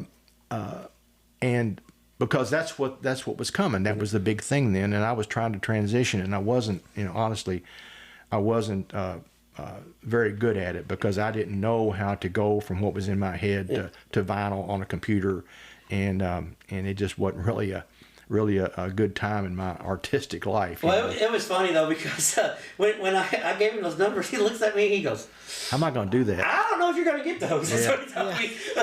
So, well, kind of like Royce. I always mess with Royce, because back when he's still a kid, but I said, "Royce, the worst day in your life." He said, "When's that?" I said, "When Rick Erwin comes over to hand letter your car because your dad makes me do it." Yeah. And he said, "What do you mean?" I said, "Oh, come on, Royce." I said, "You're in the valley of depression." I said, "You're in tears. You mope around because I've got that brush out, and you want Walt to do it." Yeah. I mean, Royce, you got a job. I mean, you get Walt to do it. You're not going to hurt my feelings. Your dad will get over it. And but I mean, really, Royce would just get depressed when I was there. Well, and see, here's the thing though. Like, he's a friend of our show, and he helps us out, but there's something so cool about race cars being hand lettered. Like when I was at the Chili Bowl and I seen this guy, he had the hand, like the whole thing was hand lettered, and you was the first person I thought of. I was like that's the car like Rick would have here. Like he had pinstripe on the tail tank and everything. Yeah. I was like, it's like somebody around there is a paint body guy. Well, I guess it was about 15 years ago or so. Walt was doing all these vinyl cars, and man, they just looked outstanding. And this was even before the real good vinyl came out that didn't bubble up and just drive you nuts trying to put it on. It's got some workability. But I said then, I'd never met Walt at the time, and he's a super dude. But I said to myself, if Walt ever gets into printing, look out. Yeah. Man, his work is outstanding. Yeah, man, when I'm growing up, I always used to letter my own race cars when I first started, just playing around, and my dad's and everybody, because we really didn't care a whole lot. But then one year I finally got a bunch of good sponsors, and I finally wanted to get somebody to do it, and had Rick letter the car. That's the only car I think I've ever had lettered by anybody. I think you're the only one that ever lettered my race car. I remember coming over there. And, it was in '89. Was it? I just remember going over to Charles' place. It was over there, kind of what you call Old Clarksville. Yep. And I remember look at the garage. It had bifold doors that opened out. Yep. We got rid of those now. I do have a door up there now, but it's still the same garage. But I just remember I just got a mind's eye how that way. And it was a nice day, and the letter deck sitting right out in front of it. But that's the way I see guys now that complain, what, my shop, my this and that. These guys have got Taj Mahals compared to what guys had years ago, because a lot of guys didn't have garages. I mean, you're doing it in the driveway, and then if they did have a garage, it was real small. But some of these guys' pole barns and stuff are really incredible. But I remember this was probably, I mean, it was in Charlestown days. Went over to a guy's car, and it was 7 o'clock at night, and it was dark because it was coolish weather. And so usually I can tell, you didn't have a GPS. You were just going off phone, just what you scribble down off the phone. And you can kind of tell where the race car is, if there's a trailer or the lights are on. Well, there wasn't even, not just lights, there weren't even garages. And so I checked the address, and I got out, and the fellow met me out there, and he said, well, you here letter to the car? I said, is this, yeah, well, there's a car right there. He said, I'll hold a trouble light for you. Yeah. And I said, well, buddy, I can't do this. We'll come back tomorrow. So during the day. Yeah. Well, it's funny. You talking about, you pull up and you can usually tell. When we pulled in your neighborhood here, I said, damn, Rick's come a long way from Edgewood. I said, I don't see no Edgewood house around here. Well, I tell you what, I do tell people, and it's true. If you come in here at daytime, somebody, how am I going to know your place? I said, you'll know. Yeah. Said, you can tell a broken down body man lives here. Yeah. I told Kurt we pulled in, I said, well, he's coming a long way from Edgewood. I said, surely God, he'd be slumming back here somewhere. Yeah. And that's when I meet you and I take you to the real place. Yeah. I do have one story about Rick, and I want to get his opinion on it. Because back when we was running Charlestown back there, you and my dad used to run all the time up there. And you going to tell me about the 6 years your dad wanted to kill me? He kind of held a grudge sometimes. But anyway, I remember when you spun out down the infield, and the car started flipping. Yeah. Went up on the side, and I remember you throwing your arm out the window trying to stop the car. Yeah, they're going to catch it. Yeah. Yeah. Yeah. I'll tell you what, Emil was. I mean, he was. You catch Emil, he had a race face, and then he had the time to where he was relaxed. You could talk to him and fun to be around and laughed. Yeah. But man, when as they say, when the green flag dropped, I mean, Emil Bennett was out for business. I mean, he was a good racer. He really was. Well, I know. I raced with him a lot. If you got on the bad side, I mean, I think I've had everybody, and have I raced with either of you two guys? I don't think I ever got to race with you. If I had, you'd be mad at me or something because I ran over everybody. Well, no, but I'm Dale Puggett's son. Trust me. You want to talk about hitting shit? I got into Emil one time, and then but man, he got on a crusade to where he'd wait for you in practice, whatever he had to do to get you. But I mean, you had it coming, Well, that's funny you talking about Rick flipping. You remember the night you flipped at Brownstown? Yes, I do. So my dad tells me this story. He goes, because him and Rick, their cars are painted alike. They look alike. They're best friends. And Rick flipped, and my dad never lifted off the throttle. And then they get back to the picture. Rick goes, I mean, damn, you never even perked the throttle. My dad said, I didn't want to get ran over too. No, that's right. That's right. Rick's flipping in front of me. My dad never let out the throttle. Yeah. Dale's on the gas guy, So I tell people this all the time. I said, I got my dad's knack for fabricating, working, but my little brother got his talent for racing. Like, he can get in and drive junk. And my little brother doesn't make a difference what it is. He's going to run good in it. And I don't, my shit had to work. His don't have to. You know what's going to happen with Ricky in about 15 years? And I'm not saying this is the way it's going to be, but somebody's going to say, yeah, Ricky Puckett. Yeah, well. And then when you pull the record on him, you're going to be amazed. Yeah. Yeah. Yeah, that's we talk about that, not that to an extent, but I was just joking with him one day because he came over and he keeps talking about my 2005 season. Like he'll ask me all the time, how many was it again? and I told him, I said, so we won 54 out of 79. All right. He said, well, I've got you beat, but it's not all in 1 year. But he always tells me, he's like, there for, I guess, 4 or 5 years, he won at least one feature at the Drome every night, if not 2 or 3. Mm-hmm. Yeah. I was just shocked. I'd call him and, how'd you do? We won. I'm like, won what? The Ford Oval, Ford Figure 8, and the Modified Figure 8. I'm like, what? Did you win all 3 of them? Well, sitting over beside Bobby here there are thousands of sports drone pictures that Vicky took, but all Victory Lane pictures.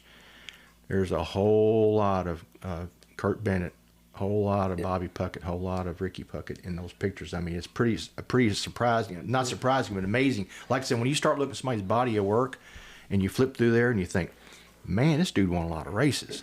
Yeah, that's what I tell people all the time. I said Ed Sadler. won a lot of races. Yeah. You know, Joe Bierman won a lot of races. Won a lot of races. Yeah. Well, that's what I tell people all the time. Like Phil Andrews won a lot of races. Like I tease Royce all the time. I'll tell him. I used to always tell this to Marcus too. I'd tease him. I'd say, "You guys just better be glad Flash don't want to come back over to the drone." Yeah. It's like he would drive around the outside of you guys, and you can't pass on the outside. Well, a couple of years ago, they had the street stock, the dirt pure stocks for a Rockies race, and we go up to the fence, and so I'm there at the track, and Kurt was starting like 8th or 9th, and then I told Royce, I said, "You want to bet $500 on this race?" He's like, "Who you got? Cricky on the pole?" I said, "No, I'm going to take Kurt from 9. Hey, you know what? You can't pass. He's not going to win from the... I said, "Okay. Well, you want to bet $500? He's like, "No, I'm not going to bet." I said, "All right." I said, "Well, at least let's bet a chili dog. At least give me a chili dog when this feature's over." "All right, I'm taking Workman." About halfway through the feature, Kurt's up to second, and I said, "Hey, Royce." He's coming. He said, "Yeah." I said, "Tell him I want cheese on that chili dog, too." Go. Yeah. And Kurt drove around him on the outside, and he goes, "How does he do that?" I said, "He's the reason I went to start racing dirt." Yeah. I said, because I would practice up there behind him. I'm like, I'm going to drive around the outside just like he does. I about knocked the wall down. He's lapping me in 3 laps. I'm like, piss on this. I'm going to Brownstown, man. I tell people that all the time. I said, I don't know if anybody in the history of Sports Drone Speedway has more laps than Kurt, but if you're combining two, there's nobody got more laps than Kurt and Emo. Right. There's nobody that's got combined more laps than the father and son, the Kurt and Emo show. It's just not happening. Kurt, did your dad ever? Did you pretty much learn his racing from watching him? Was he on hands on? Oh yeah. Teaching you a lot, telling you a lot. Okay, Yeah, all right. yeah, I didn't know. Yeah, he taught me a lot. And then, like I was telling everybody the other day too, Frank Kimmel helped me out a lot too. Yeah, Frank used to be at the track, and for some reason Frank liked me, and he would tell me, "Man, you don't need to be watching where you're watching. You need to be watching here." Frank can tell you something that you can understand. Yeah, he said you need to find out where the guy's weak spot is, and that's where you need to be. Yeah. Well, that's funny. You guys had that. You know what my dad's favorite line is? Mm-hmm. My dad would never, like when I come out of the race, I would be like, "All right, Dad, where do I need to do this?" And he would never criticize. He would never critique. He would never give you a suggestion. He said, "You'll figure it out." Yeah. I'm like, "What?" Yeah. I'm like, "No, I need help." He's like, "The hell am I going to help you for? I'm standing over here eating. How am I going to help you pass that guy?" And I'm like, "Okay." Like, I mean, he never, like, he's like that with Ricky. He's like that with Caden. He's like, "You'll figure it out." Here's a funny story about my dad. One night we was in the sportsman cars, and my dad, finally my cousins down in the country, Travis Coomer, he built my dad a really good motor that year. First time we ever had a good motor. It was a little 406, and it was bad. And my dad gets out there, and he's running hot laps and spinning tire stuff. So we come in and work on it, and he goes back out and heat race, and he runs it, and he about halfway down the straightaway, he's just lighting the tires up all the way down the straightaway. And I come in, and he said, "What do you think we need to do?" I said, "I think you need to just let off the gas a little bit, not be so hard on." He said, "I'll tell you what." He said, "You're driving in the feature." It's the first time I ever drove a car. That's the first race I ever drove. He said, "You're getting." I mean, I've practiced, but I had never drove. He said, "You're getting in the car in the feature." I said, "No, I ain't doing that." He said, "You're driving the feature." I got in the feature and about 5 laps in, I was smoking tires. You could not hook it up. It was so fast. I come in. He said, "Now what are you gonna tell me?" I said, "That was a lot of fun." Well, us fairgrounds guys, that came over to the Sports Dome in '81, the street stock sportsman guys, the guys that are winning the races, people we hadn't heard of, Emil Bennett and Benny Eagler. Yeah. And those guys are winning a lot of the races over there. So anyway, we jumped in there and had to race them, and they were tough. It still are. But I remember, when Emil had that '65 Chevelle. With the side bars were stop sign poles. Yep, stop sign poles. Yeah, right. So anyway, but he won buku tons of races with that car and everything. And I know you remember when Frank Kimmel built that Monte Carlo, and he raced it for a couple of years till he went late model. And then Carl Wheeler got it from Frank, and then you all got it. And and that was supposedly a pretty good car, but I don't think your dad really liked it. No, we could put new tires on it, and it would be fine for about 15 laps. That sounds like a Kimmel car. Then it would start wheel hopping, and you could not make it stop. I mean, no matter what. Yeah. So he ran it for a while. And I remember kind of watching him struggle in that car. Actually, that car, when they built it over in Eddie Scroggins' garage. Frank did, and I was probably 15 years old, and I went over and helped him actually helped him strip it all out and everything with Frank. I guess that's kind of why Frank liked me, because I helped him do stuff. Well, that's funny. Rick was talking about like when he goes to people's garages now, and it's like the Taj Mahal. Yeah. I remember for years, my dad, when we was in Edgewood, we raced out of a little one-car garage. Oh yeah. But when Louisville was open, we lived off Blue Lick Road, and we raced underneath a big oak tree. And if we had to do something real serious, we'd go down to Gary Masden's and use his garage, if it was raining really hard. Yeah. But my dad ran, because, my dad's, he does everything. It don't matter what it is. So we had the 220. I'm learning how to weld out in the yard, and with this 220 wire that ran from the dryer. That he had right out there. So couldn't use the dryer. For hours. Don't use the dryer, because we're out here working on the car. And that wire was real safe. Yeah, it's funny you say that, because I've got a pretty nice garage now that I work out of, and I called my dad and I said, "Hey, Dad," and he said, "Yeah." I said, "I need you to run some 220 out here for me, because I didn't have no 220 in the garage." And he goes, "All right, I'll come out and look at your box and I'll do it." And he brings this roll of wire that he got from work. I'm like, whoa. No, you just tell him, I'm going to go get whatever we need. Yeah. And so we run the wire and everything, and he goes up in the breaker box, and he's like, "Well, you've already got 220 here. I'm just going to tie into your dryer." I'm thinking, this is like I'm a kid again. Yeah. But we actually put 2 breakers into this one. Yeah. So he didn't tie in the dryer.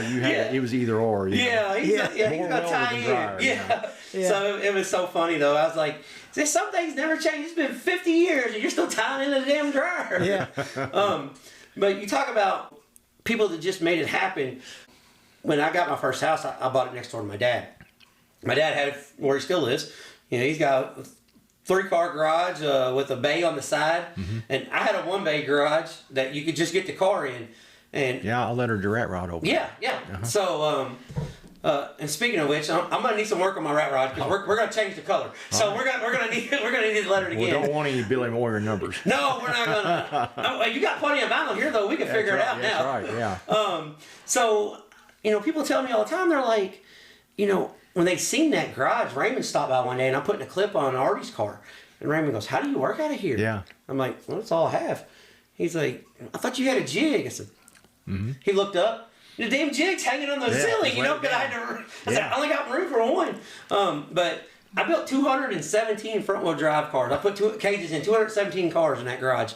And now I've got a garage everywhere. I've got stuff everywhere. I got all the room in the world, and I still find myself working in the same 20 feet. You know what I'm saying? So when kids say, "Well, I don't have enough room to do that," I'm thinking, I put a clip on a car in a parking lot one night. What do you mean you don't have room? Well, talk about people that helped you along the way. Talk about Frank Kimmel, and I don't. It's like, but anyway, Frank has just helped me unbelievable. Just like you guys, he's helped you all too. Yeah. But just from when I first met him, everything that he would tell me, I would do it and it would help. And I had too much brake on my late model, and he showed me how to cut the pads down like most people cut them wrong. And way back in the 80s, he showed me, and it fixed it. And then in 91, when I had a late model over there, I dry sumped it.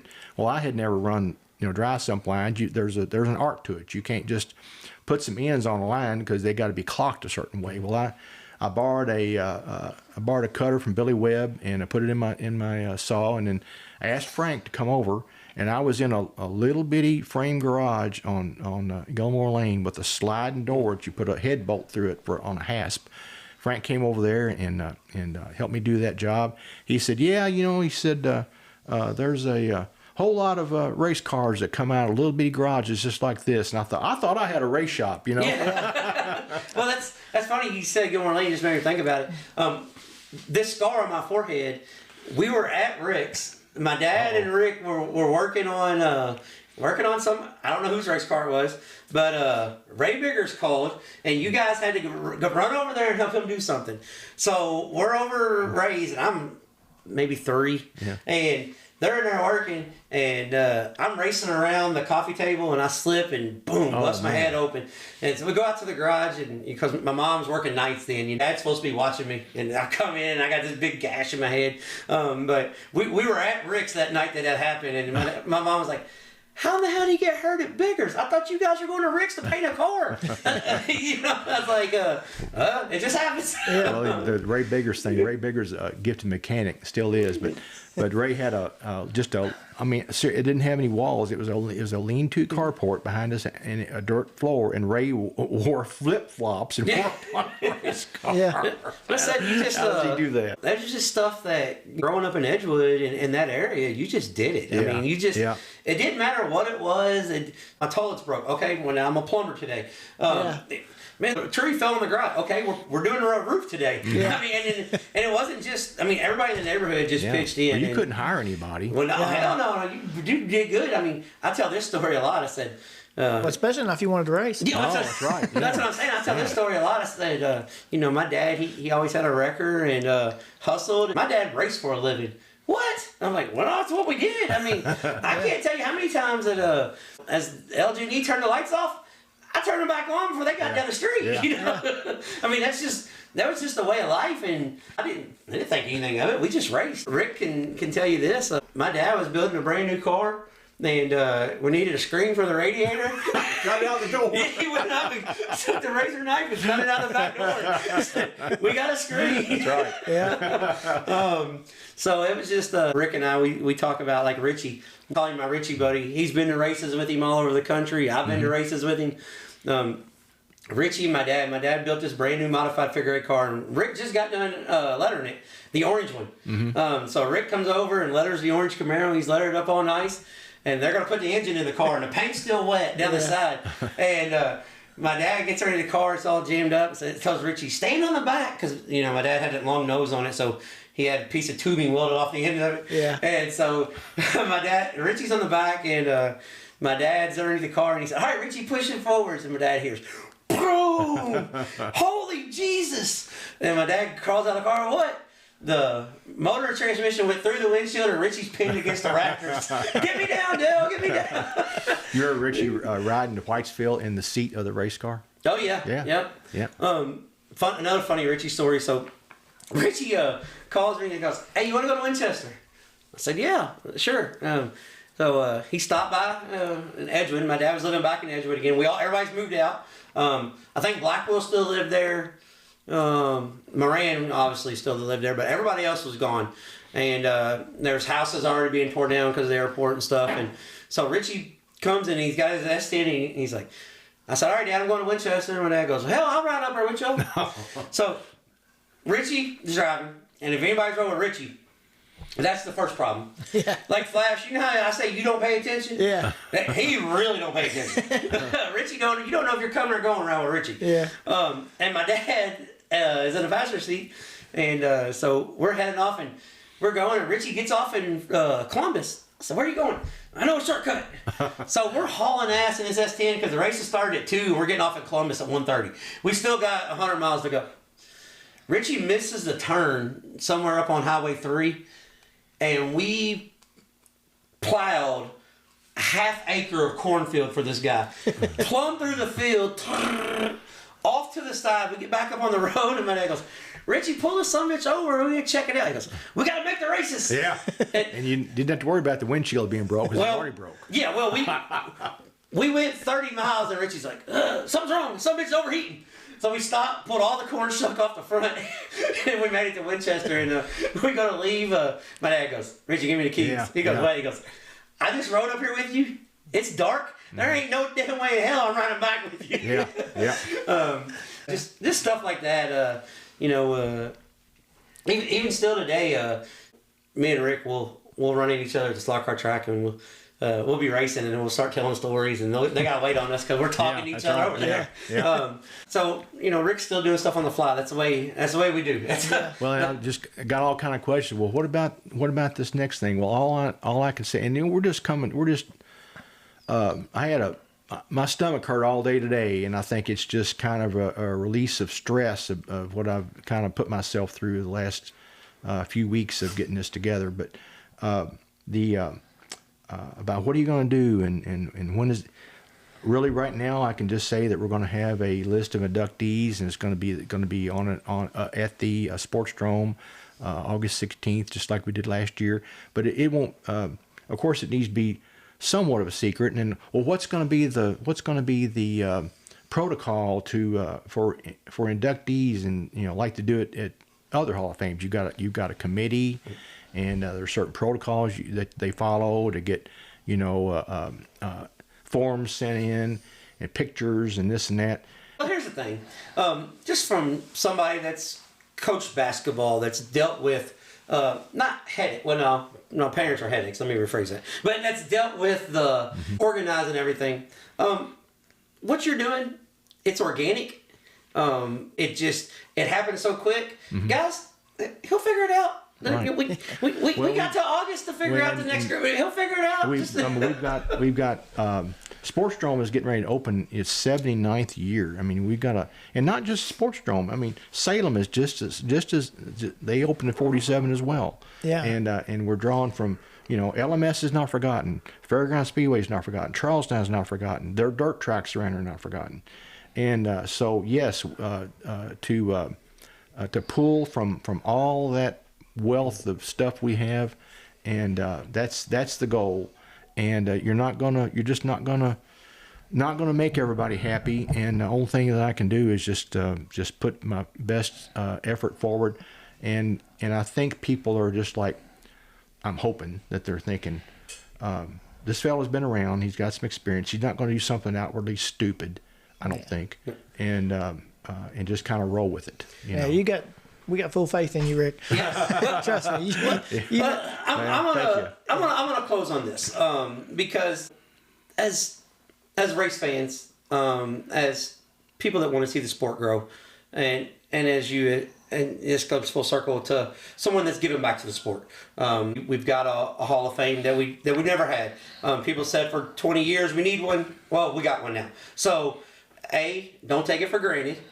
B, he's gonna figure it out. This is all a work in progress. And he's already done a phenomenal job. Yeah, but thanks. I mean, he's a former racer. He's got a full-time job working in a body shop and doing vinyl. He's got 1,000 things going on. Is it perfect? Probably not. No. Does it need some attention in certain places? Yeah, probably. Mm-hmm. But is it something that it's done for the right reasons? 100%. Is it something that's needed to happen? 100%.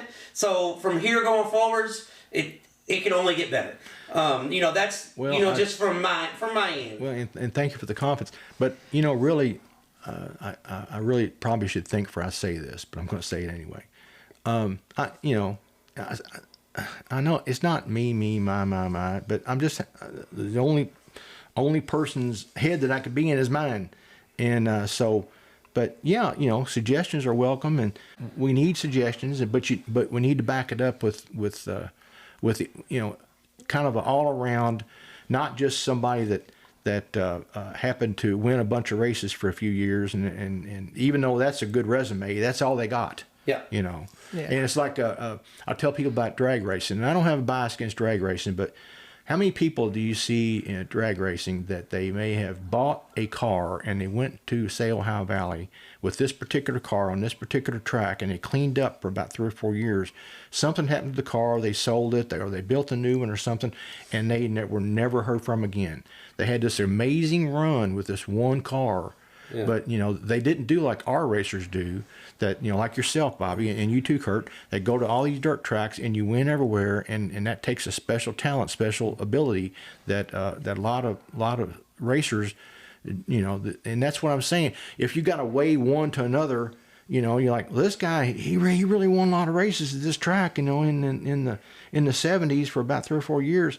Yeah, and he just had this ungodly car, ride it while you can, but but then a lot of our guys, like us sitting here, and others, I mean, we've been all over with different cars, different years, different divisions, and then it's like you building, helping not just your brother, but I've seen done signs that's got your name on it, of doing work on people's cars.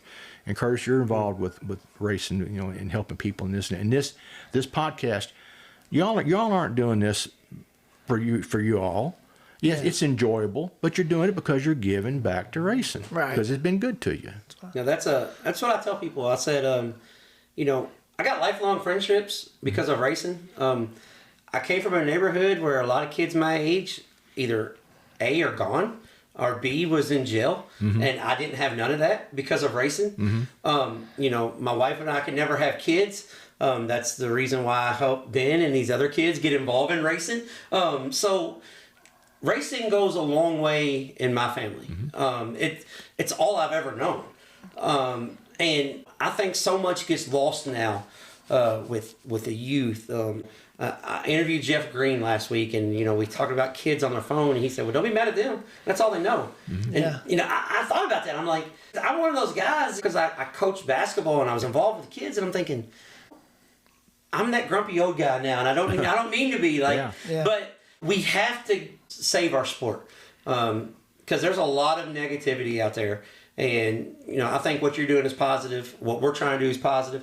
And we don't always get it right. Hell, you know, I've said some things I probably shouldn't have said sometimes. But, people complain about the Affordable 4 division. The Affordable 4 division single-handedly saved racing around here. It would be dead right now. Yeah. And it's all over the country saving it right now. Right, so. it is. It's saving racetracks all over. I mean, they run these things everywhere. Well, this is kind of a side note that doesn't have much. It has something to do with it, but I'll get to it. The talk about the well, he ought to do this and maybe ought to sanction it, whatever. I had just a few health issues and this and that came up, and I couldn't do any ledges of the track for about 2 years. I did one in Alstrabe. It was 2 years ago Christmas, and I did Larry Metters just for a little bit because my phone's full. But anyway, that's the problem of me using my antique. I've got a Samsung 9. I think they're 99 right now. But anyway, what I'm saying is, you know, the people, as soon as I start doing these, oh, you need to get somebody to help you. You need to do a podcast like you fellas are doing. You need to do this and that.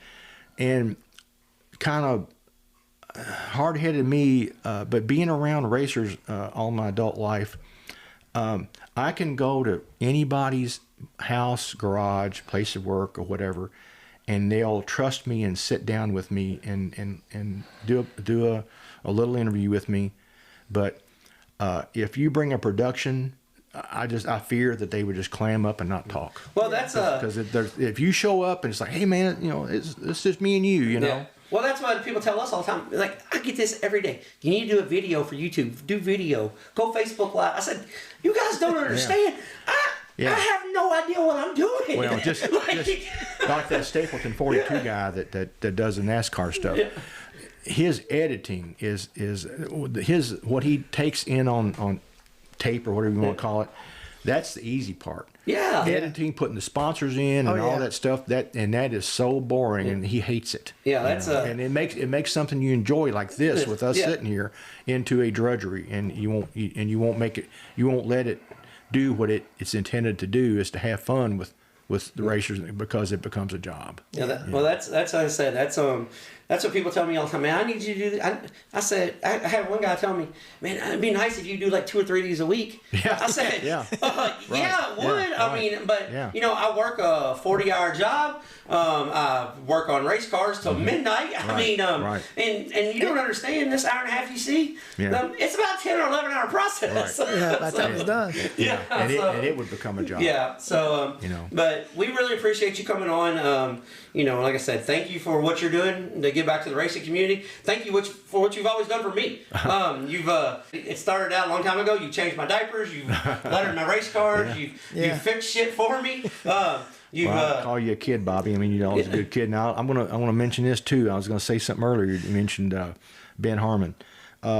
Here in just a couple of years, he has become. When you all go to these dirt tracks, I mean, he's a threat everywhere you go. Yeah. Now, I remember when he was going to start this dirt racing, and you remember the question posed to you, and it wasn't like, Bobby, you're going to help us. Bobby, are you going to do this? Because they weren't going to race unless you stepped up and did it, and you did. And really, the kid's a shoe. He's not scared of anything, but his success is largely due to Bobby Puckett, because you came in there and you shared your knowledge with him, and you stayed with him, and you brought him up, and you worked your you-know-what off for him. Well, I appreciate that because, like I told Chris, I'll give you 2 to 3 years to get y'all going. Mm-hmm. I'm not going to be there every weekend after that, especially now that I'm announcing and I'm doing the podcast. I got so much going on. I still help them in the garage. They're on the road now, and Ben's doing phenomenal. Ben and Kevin, they were 2 kids that grew up playing basketball for me that knew nothing about racing. Right. And when you say, what do you mean, Chris Harmon's son, Rance Harmon's grandson, knew nothing about racing? I said, he was a kid. He did not grow up in the garage like I did.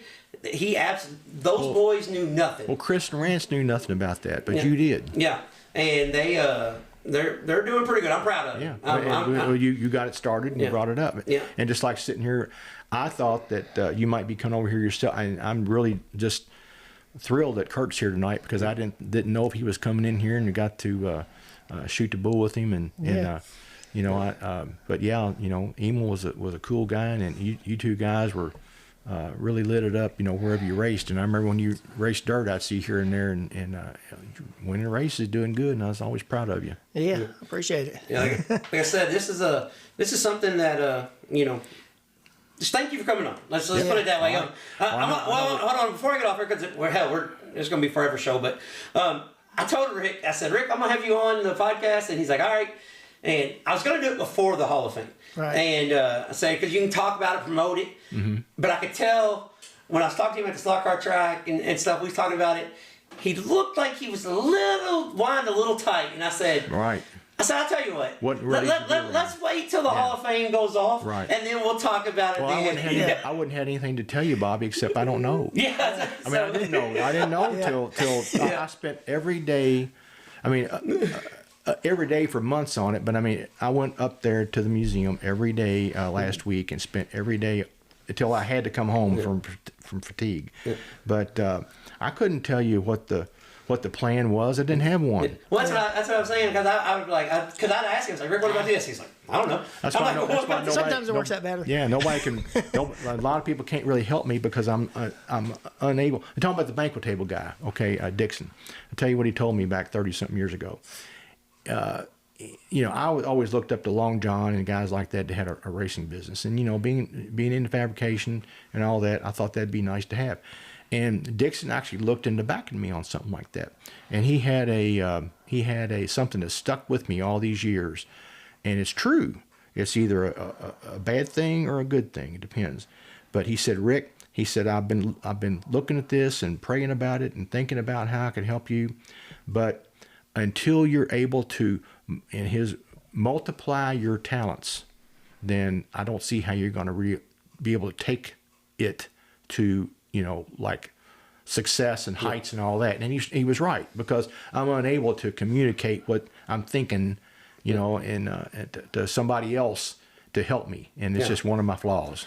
Well, to me, like I said, all the racing heroes in my neighborhood, I don't see any flaws. No. Everybody, you guys are great. Thank you. Everybody's got flaws, but we're here for the time we are. We only do the best we can. Well, and that's what you're doing. Let me tell you, I get the opportunity to talk about, what I got going on this, and I really don't talk about myself a whole lot, but I'm very proud that you asked me, and been looking forward to it. And I've been really excited about y'all, coming over here all day.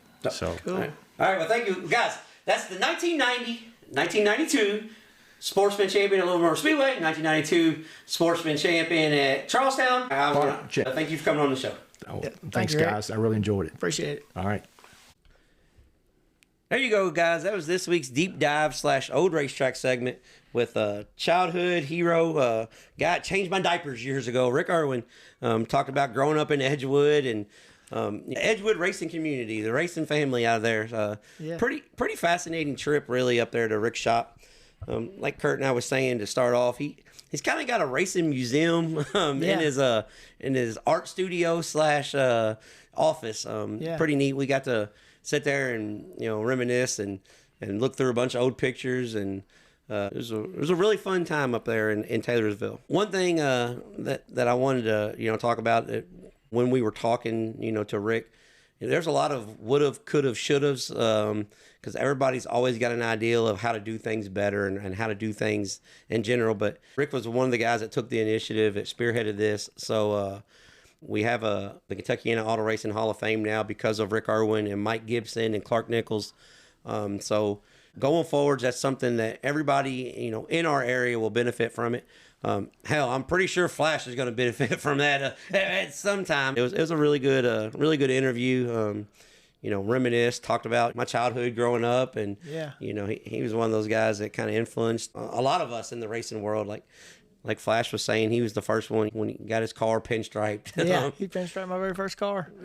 16 years old. Yeah. So, but I want to say thanks for Rick for coming on and being so open and candid about everything, really, because there's a lot of stuff he really could have just said, I'd rather not talk about, and he didn't. He talked about it. Thanks for that. This weekend coming up, well, I'll say this weekend, starting Monday, speedweeks is alive and well. Monday and Tuesday, UMP Dirt Car Modifieds will be at Volusia. They had 79, I think, last night. So I'm just going to go on a record, make a bold prediction. I'd say they're going to have 120 mods for this week. Yeah. So shout out to the Warriors of Dirt Car Nation, the blue collar bad boys, the Dirt Car Modifieds. There's going to be a lot of tore up sheet metal, a lot of hurt feelings, and a lot of memories made this week at Volusia. Oh yeah. They race Monday through Saturday. Starting Wednesday, this is when a lot of people in the sprint car world says it's the real speed weeks, because we had 360 sprints last week, which I think is horseshit myself. The 360 sprint cars are they're just as tough to run, just as good. But the World of Outlaw Sprint Cars, the first national touring series, starts Wednesday night. And then I'm expecting there to be close to 50 or 60 410 sprint cars because High Limit is off. Right. They're opening up out west. So you got a bunch of guys that's going to go down for that. So this week we got Volusia, modifieds and sprints. And then we head right down the road, about 50 miles down the road to Ocala. They have Lucas Oil Late Model Series. And I think they might be running mod lights this week as the support division. That Ocala. So Ocala is one of those places where you could possibly get a new winner on the series because it's unlike any place else. I'm telling you who new winner's going to be here pretty quick. Who's that? Dalton Wilson. Yeah, well, he won East Bay last year. Yeah, but I mean, this year though.